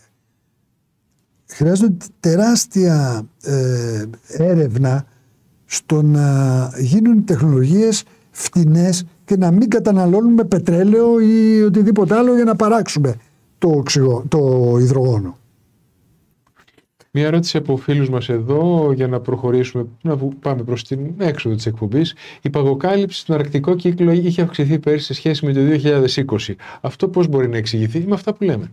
Με αυτά που λέμε, γιατί υπάρχει μια δεν είναι μονόδρομος πάνω ή κάτω. Έτσι. Αένα ή διαφοροποίηση. Εδώ τώρα θα πάμε, γιατί είπαμε, είναι η άνοδος της στάθμης θάλασσας εξαιτίας θερμοκρασιακής διαστολής. Ο δεύτερος τρόπος που μπορεί να ανέβει η στάθμη της θάλασσας είναι με το να λιώσουν οι πάγοι. Οι χερσαίοι πάγοι. Οι θαλάσσιοι πάγοι είναι σε μια διαρκή αυξομοίωση. Το καλοκαίρι που ειδικά στην Ανταρκτική το είπαμε προηγουμένως. Λιώνουν κάποιοι πάγοι και ξαναγίνονται το χειμώνα, το ίδιο και στο βόρειο. Βεβαίως το ισοζύγιο μπορεί να παίζει, δεν είναι σταθερό. Ναι. Κάποιες φορές μπορεί, κάποιες χρονιές ή κάποιες χρονικές περιόδους μπορεί να έχουμε αυξημένη παγοκάλυψη, κάποιες άλλες χρονικές περιόδους να έχουμε μειωμένη παγοκάλυψη. Ακριβώς. Αυτό δεν αποδεικνύει τίποτε. Και κυρίως στη δράση του ανθρώπου, έτσι. Ναι, δεν αποδεικνύει τίποτε. Λένε βέβαια αυτοί, χωρίς να αποδεικνύεται από κάπου, ότι οι μέσες θερμοκρασίες στους πόλους έχουν αυξηθεί πολύ περισσότερο από τις μέσες θερμοκρασίες στην υπόλοιπη γη και το προσδιορίζουν γύρω στους 3 βαθμούς, 3,1 βαθμούς μάλιστα, κάπου διάβαζα, με τέτοια ακρίβεια. Λες και ξέραμε πριν 50 χρόνια ή πριν 50 χρόνια μπορεί να είχαμε στοιχεία, πριν 100 χρόνια, ποια ήταν η θερμοκρασία στους πόλους. Ξέρουμε όμως σήμερα ότι στην Ανταρκτική η μέση ετήσια θερμοκρασία είναι στους 58 βαθμούς. Μάλιστα. Κάτω του μηδενός. Και έχουν παρατηρηθεί, γιατί πάνω σταθμοί, ξέρεις. Ναι. Από όλες τις χώρες, Ρωσική, Αμερικανική, Νορβηγική. Έχουν παρατηρηθεί και θερμοκρασίες ακόμη στους μείον 93 βαθμούς. Κάτω του 93 βαθμοί, κάτω του μηδενός. Δηλαδή κατάλληλη έτσι, θερμοκρασία για τα εμβόλια του κυρίου Μπουρλά. Μείον 93, βέβαια η μέση θερμοκρασία μείον 58. Και στη Γρυλανδία που είναι η άλλος μεγάλος όγκος χερσαίων πάγων, που επίσης θα μπορούσαν να λιώσουν και να μας κάνουν ζημιά, είναι μείον 35 βαθμοί, μείον 33, κάτι τέτοιο. Άρα λοιπόν, για να φτάσουμε και με την ίδια μέθοδο και με την ίδια λογική, το πόσο ενέργεια θα πρέπει να καταναλωθεί, ούτως ώστε να λιώσουν οι πάγοι, για να έχουμε αντίστοιχη αύξηση, φτάνουμε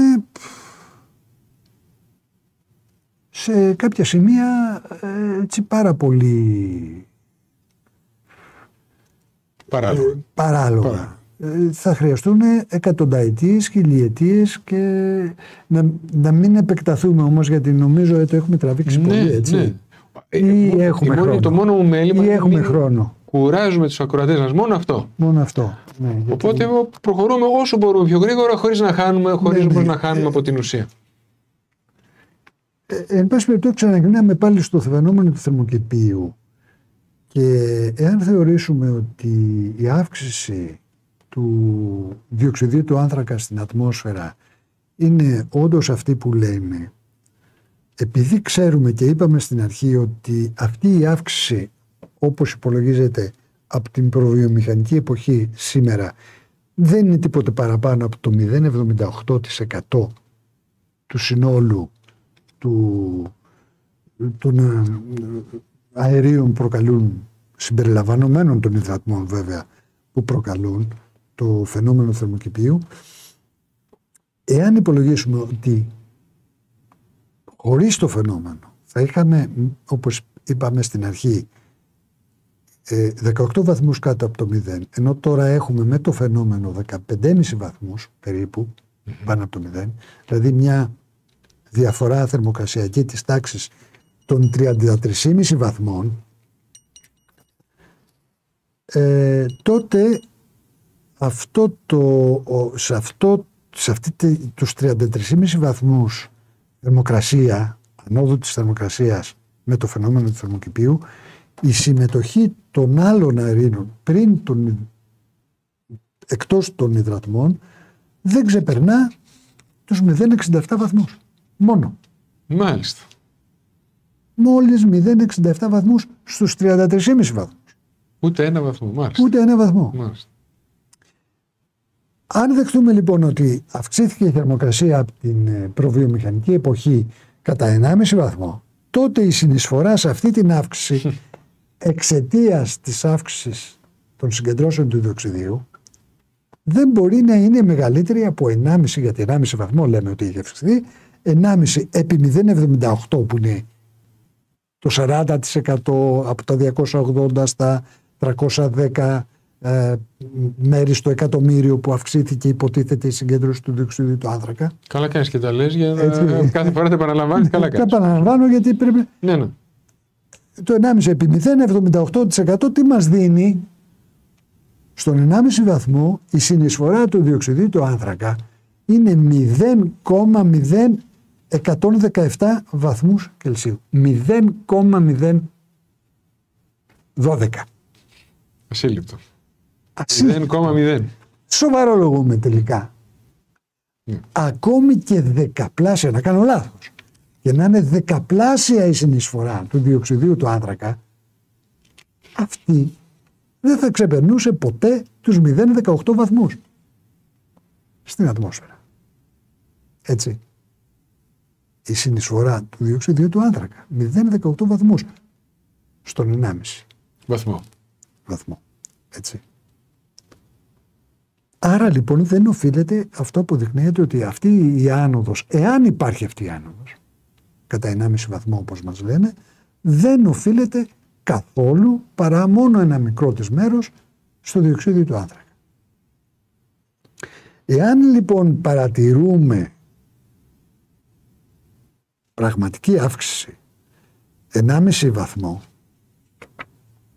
πραγματική αύξηση, αν έχουμε όντως πραγματική αύξηση 1,5 βαθμό του Κελσίου, τότε αυτή θα οφείλεται προφανώς σε εντελώς διαφορετικούς λόγους από αυτούς που προβάλλονται και θα πρέπει επιτέλους η επιστήμη να σκύψει πάνω στο θέμα, να το ερευνήσει ακολουθώντας διαφορετικές διαδρομές έρευνας. Αλλιώς θα μένουμε να λέμε τα ίδια και τα ίδια και να αποτυγχάνουμε στις προβλέψεις κτλ. Θα κάνουν επενδύσεις 123 εκατομμυρίων δολαρίων για να φτιάξουν... Αυτό είναι βέβαια το ρεζουμέ όλης αυτής της ιστορίας. Το ρεζουμέ όλης αυτής της ιστορίας είναι ακριβώς ότι αποφάσισαν αυτοί να μεταβούμε στην περίφημη πράσινη ανάπτυξη και στην αποεπένδυση για διάφορους οικονομικούς λόγους που έχουν εξηγηθεί έτσι, σε άλλες εκπομπές, σε άλλα κείμενα, σε άλλες συζητήσεις. Η μονοπωλιοποίηση αγοράς που πλέον το ισχυρό μονοπόλιο, το υπερμονοπόλιο που έχει δημιουργηθεί από 10 μεγάλες εταιρείες που ελέγχουν το σύμπαν ακριβώς στην οικονομική δράση και αυτοί πια δεν τους νοιάζει να υπάρχει παραγωγή ούτε κατανάλωση. Μπορούν να κερδίζουν ακριβώς με τη μείωση της παραγωγής. Έχουν εξηγηθεί αυτά. Ναι. Έτσι. Θα ξαναδαπούμε. Και ταυτόχρονα υπάρχει και μία πίτα που αναφέρεται ότι όλη αυτή η μετάβαση η ενεργειακή θα κοστίσει, άρα κάποιοι θα κερδίσουν στα περίπου σήμερα τα 150 τρισεκατομμύρια δολάρια. Αυτό μας λέει ο κύριος Αδαλής. Ναι. Τα οποία βέβαια από πού θα βγούνε? Από σένα και εμένα. Ποιους θα βγούνε? Οι άλλοι θα τα βάλουν στη δικιά τους τσέπη, θα πάρουν τη δικιά μας όμως. Άρα λοιπόν θα πρέπει να βρεθεί ένας τρόπος ούτως ώστε να το χάψουμε. Ότι είναι ανάγκη, ότι δεν είναι διαφορετικά, ότι φταίει ο Πούτιν. Πάνω απ' όλα. Για όλα καταρχάς φταίει ο Πούτιν, να το τελειώνουμε αυτό. Και φυσικά είναι πέρα της κλιματικής αλλαγής, η πανδημία θα μας σώσει το εμβόλιο και αφού σωθούμε από το εμβόλιο με το εμβόλιο θα σωθούμε και από τις ανεμογεννήτριες, θα σωθούμε από όλα αυτά τα θαυμάσια που μας προσφέρει αφιδώς η ελίτ. Και από τα νέα ηλεκτρικά αυτοκίνητα για τα οποία είχα ακούσει, είχες κάνει μια πολύ ωραία εκπομπή πριν από 1 χρόνο νομίζω που ήταν εξαιρετική. Ναι, εκεί πέρα εγώ κάτσα πάλι με έναν τρόπο τέτοιο απλοϊκό, απλό τρόπο. Άδω ρε παιδί μου, πόση ενέργεια καταναλώνει ένα αυτοκίνητο? Καταναλώνει 200 βατ λέει το χιλιόμετρο. Βάλε, αν κάνεις 100 χιλιόμετρα, πόσα βατ θα καταναλώνεις τόσα. Πόσο κοστίζει στο σπίτι μου το ρεύμα? Τόσο. Άρα δεν είναι δωρεάν. Προφανώς. Γιατί για να φορτίσω την μπαταρία θα το βάλω στην πρίζα. Προφανώς. Θα καταναλώσω ρεύμα, θα το πληρώσω στη ΔΕΗ. Να μην πούμε ότι δεν ξέρω αν ξέρει ο κόσμος ότι οι μπαταρίες των ηλεκτρικών αυτοκινήτων είναι μέγεθος 1,5 μέτρο. Περίπου 500 με 600 κιλά η καθεμία. 500 κιλά. Σκέψου πόσο κοβάλτιο. Πόσες σπάνιες γέες. Πόση μόλυνση. Συγγνώμη, εσύ τα έχεις πει πολύ καλά. Εγώ να μην τα επαναλαμβάνω, τα έχεις πει πολύ καλά ούτως ή άλλως. Γιατί σου λέω, εγώ ξεκινάω από να καταλάβω πρώτα εγώ ο ίδιος. Γιατί μου άρεσε πάρα πολύ. Εγώ θεωρώ ότι οι ηλεκτροκινητήρες είναι πολύ πιο αποδοτικοί και πολύ πιο καλοί για την αυτοκίνηση. Θα ήθελα να έχω ένα ηλεκτρικό αυτοκίνητο. Αλλά με ποιους όρους. Αυτοί δεν είναι όροι. Έτσι. Δεν θέλω να είχαμε πυρηνική σύνδεξη, ενδεχομένως, θα μπορούσαμε να συζητήσουμε αλλιώς για όλα αυτά τα πράγματα. Ή να είχαμε άλλες τεχνολογίες που δεν θα ήταν τόσο βλαπτικές για το περιβάλλον από τη μια πλευρά και από την άλλη πλευρά. Γι' αυτό είπα για σύνδεξη, όχι για σχάση. Ναι. Γιατί υποτίθεται ότι δεν παράγει απόβλητα κτλ. Ακριβώς. Αλλά εν πάση περιπτώσει, αν μπορούσαμε να είχαμε μορφές άπλετη ηλεκτρική ενέργεια, διαθέσιμη, φτηνή. Ακριβώς. Χωρίς πολλά και χωρίς μόλυνση του περιβάλλοντος και τέτοια.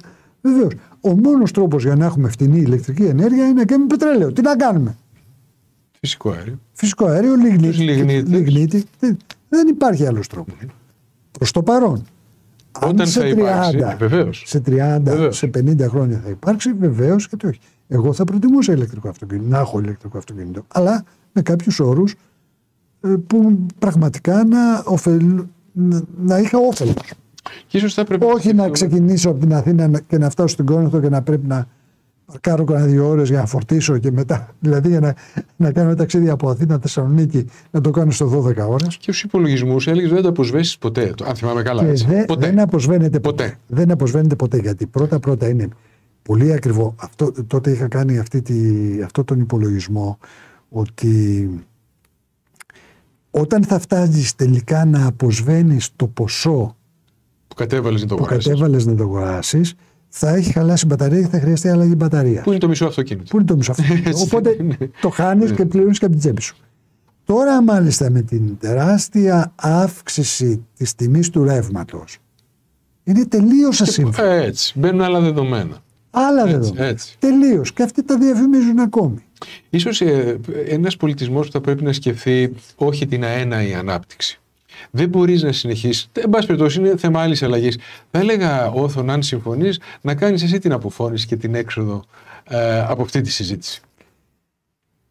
Ναι, δεν είπαμε βέβαια για το λιώσιμο τον πάγο. Ναι, το ξεχάσαμε, το έχω μπροστά μου. Ναι.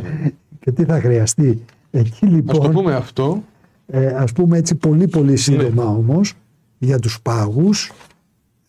Στους πόλους είπαμε ότι. Απαντάει κάποιος φίλος εδώ, φίλος ο Πάνος. Σε 10 χρόνια που θα πρέπει να αλλάξεις μπαταρίες, θα αγοράζεις καινούριο. Άσε που δεν θα μπορείς να το πουλήσεις.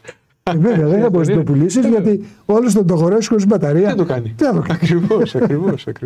Για να ξαναβάλει κι άλλα από την τσέπη του. Δεν έχει νόημα. Λοιπόν, είπαμε για τους θαλάσσιους πάγους ότι υπάρχει μια αέναη αυξομείωση. Και αυτοί βρίσκονται ήδη μες στο νερό, άρα δεν επηρεάζουν τη στάθμη. Ναι, αυτό το τονίσαμε και είναι έτσι. Και παραμένει η τήξη των χερσαίων πάγων.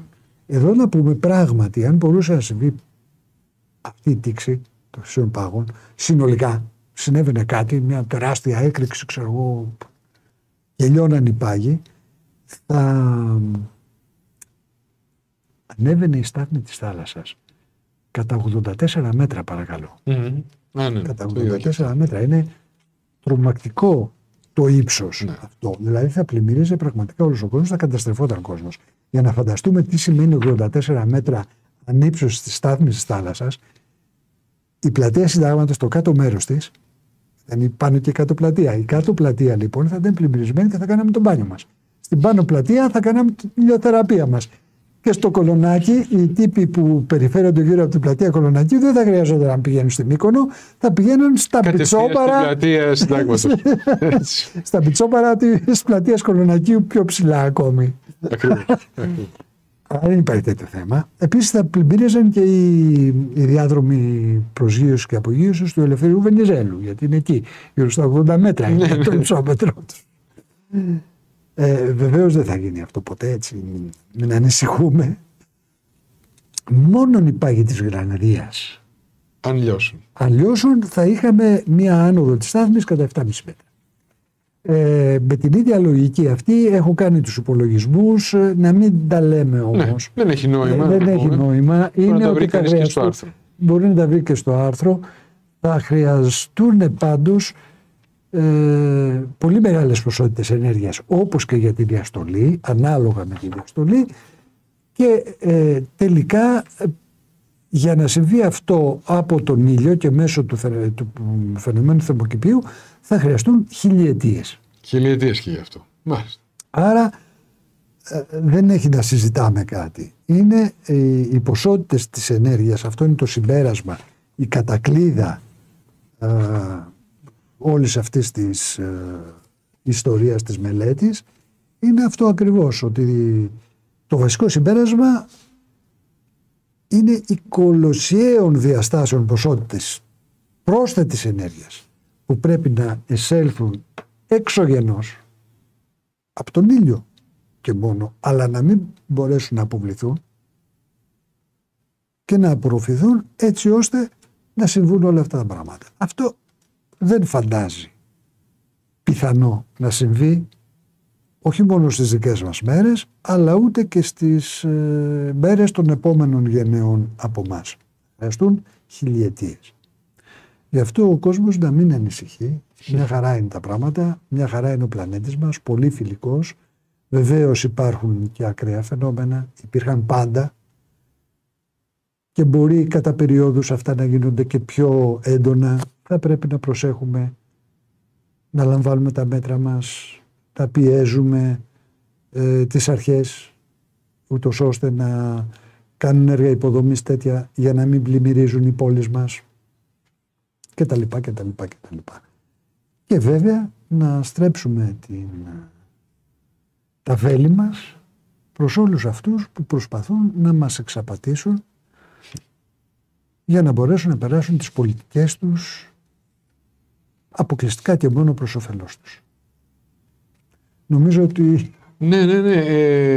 Νομίζω, Όθων, ότι όταν μιλάμε για απόψεις των απλών ανθρώπων που ενδεχομένως να βασίζονται σε λάθος πληροφόρηση, σε φαντασιώσεις, σε έλλειψη, σε άγνοια, εκεί μιλάμε για συνωμοσιολογία. Όταν μιλάμε όμως για αυτές τις κολοσιαίες απάτες, δεν είναι συνωμοσιολογία, είναι επιστήμη. Έτσι.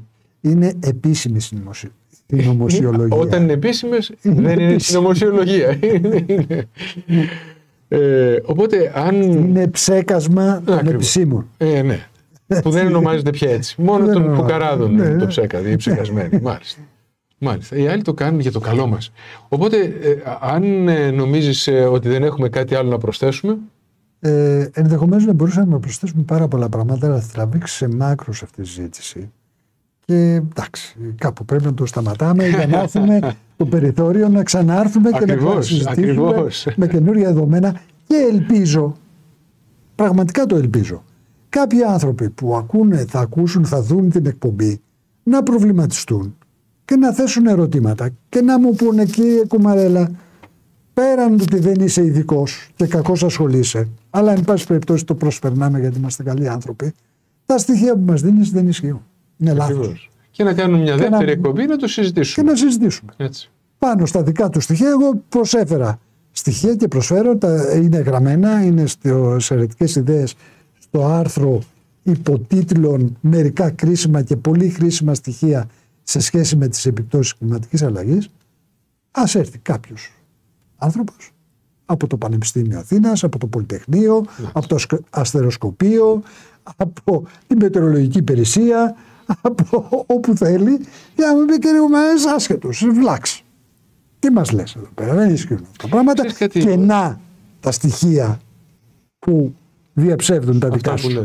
Ξέρεις κάτι, Όθων, δυστυχώς ή ευτυχώς το κοινό αυτού του σταθμού, καλά, υπάρχουν και άνθρωποι που μπαίνουν και για την πλάκα τους, αλλά αυτοί δεν ακούνε έτσι κι αλλιώς. Αλλά το κοινό αυτού του σταθμού, κατά μείζωνα λόγο, είναι άνθρωποι που είναι προβληματισμένοι.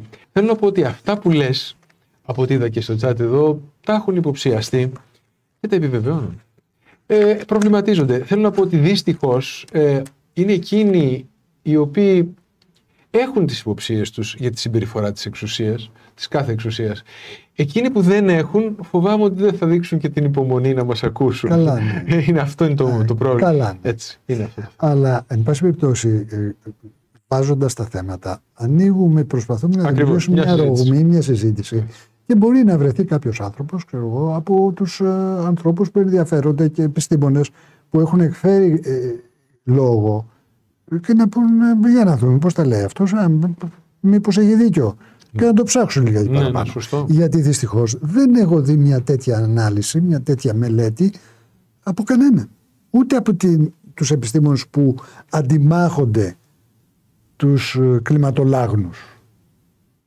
Και είναι ένα έλλειμμα αυτό. Ναι, έχεις δίκιο. Απλώς, ξέρεις, πάντα βγαίνει ένας σκεπτικισμός. Σκέφτομαι ότι ο κύριος Φώσκολος παλεύει 20 χρόνια, 30 χρόνια για το φυσικό αέριο στην Μεσόγειο και ακόμα, μόλις τώρα, επειδή συμβήκαν όλα εκείνα, επειδή φταίει ο Πούτιν για όλα, ενδεχομένως κάτι να γίνει σε αυτήν την κατεύθυνση, αν μας αφήσουν οι Τούρκοι, έτσι. Ή αν μας οδηγήσει ο κύριος Βαρουφάκης στην συνεκμετάλλευση με τους Τούρκους. Αν μας το επιτρέψουν οι Αμερικανοί. Βέβαιως. Κάνανε όλη αυτή την ιστορία να πουλάνε τα δικά τους. Ακριβώς. Θα μας αφήσουν εμάς να βγάλουν τα δικά μας. Επί 5 τα παίρνουν. Φίλοι και φίλες. Αν μπορεί τελικά οι αμερικάνικες εταιρείες κάποια στιγμή να αναλάβουν την εκμετάλλευση. Αυτό θα γίνει ούτως ή άλλως. Με τέτοιες κυβερνήσεις, κύριε Κουμαρέλα. Όθον, φίλε. Φίλοι και φίλες, φτάσαμε στο τέλος και της σημερινής μας εκπομπής. Ήθελα να πω ότι οι συνωμοσιολογίες της εξουσίας, σε αντίθεση με τη συνωμοσιολογία των απλών ανθρώπων, που είναι ενδιαφέρουσες ή ανούσιες συζητήσεις, οι συνωμοσιολογίες της εξουσίας έχουν σκοπό μόνο το κέρδος και το συμφέρον, την εξυπηρέτηση των μεγάλων συμφερόντων. Σε κάθε περίπτωση, σε ευχαριστούμε πάρα πολύ που είσαστε μαζί μας όλη αυτή την ώρα. Αυτό είναι πάρα πολύ σημαντικό για μας. Το εννοούμε. Να σας θυμίζουμε ότι πάντα η βοήθειά σας, οικονομική ή άλλη, δεν είναι απλώς χρήσιμη, είναι σχεδόν απαραίτητη. Και ζητάμε τη βοήθειά σας ενώ ξέρουμε ότι η εποχή είναι πάρα πολύ δύσκολη. 12% έχουμε πληθωρισμό. Δυστυχώς, κυρία Ευθυμίου, αν θέλετε, δώστε στον κύριο Κουμαρέλα. Και η εποχή θα γίνει ακόμα δυσκολότερη αν δεν κινητοποιηθούμε όλοι μας. Όσοι τουλάχιστον καταλαβαίνουμε το βάραθρο που είναι μπροστά μας. Ένα βάραθρο που το μόνο μας όπλο να το αποφύγουμε είναι η οργάνωση. Αν περιμένουμε, γιατί πολλοί το κάνουν αυτό, περιμένουν να το κάνει ο διπλανός πρώτα. Αν περιμένουμε να το κάνει ο διπλανός μας, μάλλον το βάραθρο θα μας καταβροχθήσει. Να ευχαριστήσουμε την κυρία Ευθυμίου που ήταν μαζί μας στον ήχο και στην εικόνα, τις κυρίες Μαυρογέννη και Πολυχρονοπούλου, καθώς και τον Ήρωη και την Ερτόπεν που μεταδίδουν τις εκπομπές μας. Να σας θυμίσω ότι την Κυριακή που μας έρχεται έχουμε μια συνάντηση πολύ ενδιαφέρουσα στην Αθηναίων Πολιτεία, Κυριακή 23 Οκτωβρίου του 2022, στις 11 η ώρα το πρωί, στην Αποστόλου Παύλου 33, είπαμε, στο Θησίο, όπου εκεί προσκαλούμαστε όλοι, σε ανοιχτή συζήτηση, όλοι τουλάχιστον που θεωρούμε τους εαυτούς μας δημοκράτες και πατριώτες, τα λέει και η αφίσα που βλέπετε. Είναι ανοιχτή συνέλευση. Ελπίζω να υπάρχουν πολλοί άνθρωποι που θα θέλουν να πάρουν το λόγο και να θέσουν και το δικό τους προβληματισμό. Θα εμπλουτίσει και τον προβληματισμό της συμμαχίας που διοργανώνει αυτή τη συνέλευση, της Συμμαχίας Ανατροπής. Σε κάθε περίπτωση να ευχαριστήσουμε ιδιαίτερα τον κύριο Κουμαρέλα, το φίλο μου. Και εγώ ευχαριστώ και να δώσουμε ένα ραντεβού την Κυριακή το πρωί στις 11 η ώρα στο Θησίο. Όλοι. Είναι σημαντικό. Και οι από εδώ και οι ακροατές και οι θεατές. Ακριβώς. Και κυρίως οι ακροατές, γιατί είναι περισσότεροι. Από εμάς και από την κυρία Ευθυμίου που έχει πόσες ώρες, δεν ξέρω, είναι στο κοντρόλ, την οποία και ευχαριστούμε ξανά. Μέχρι την επόμενη συνάντησή μας, να είστε καλά. Καληνύχτα και από μένα και ευχαριστώ πάρα πολύ, αγαπητέ Άρη. Νομίζω ότι κάναμε καλή συζήτηση. Είμαι βέβαιος, εμένα τουλάχιστον μου άνοιξε τα μάτια. Να είστε καλά.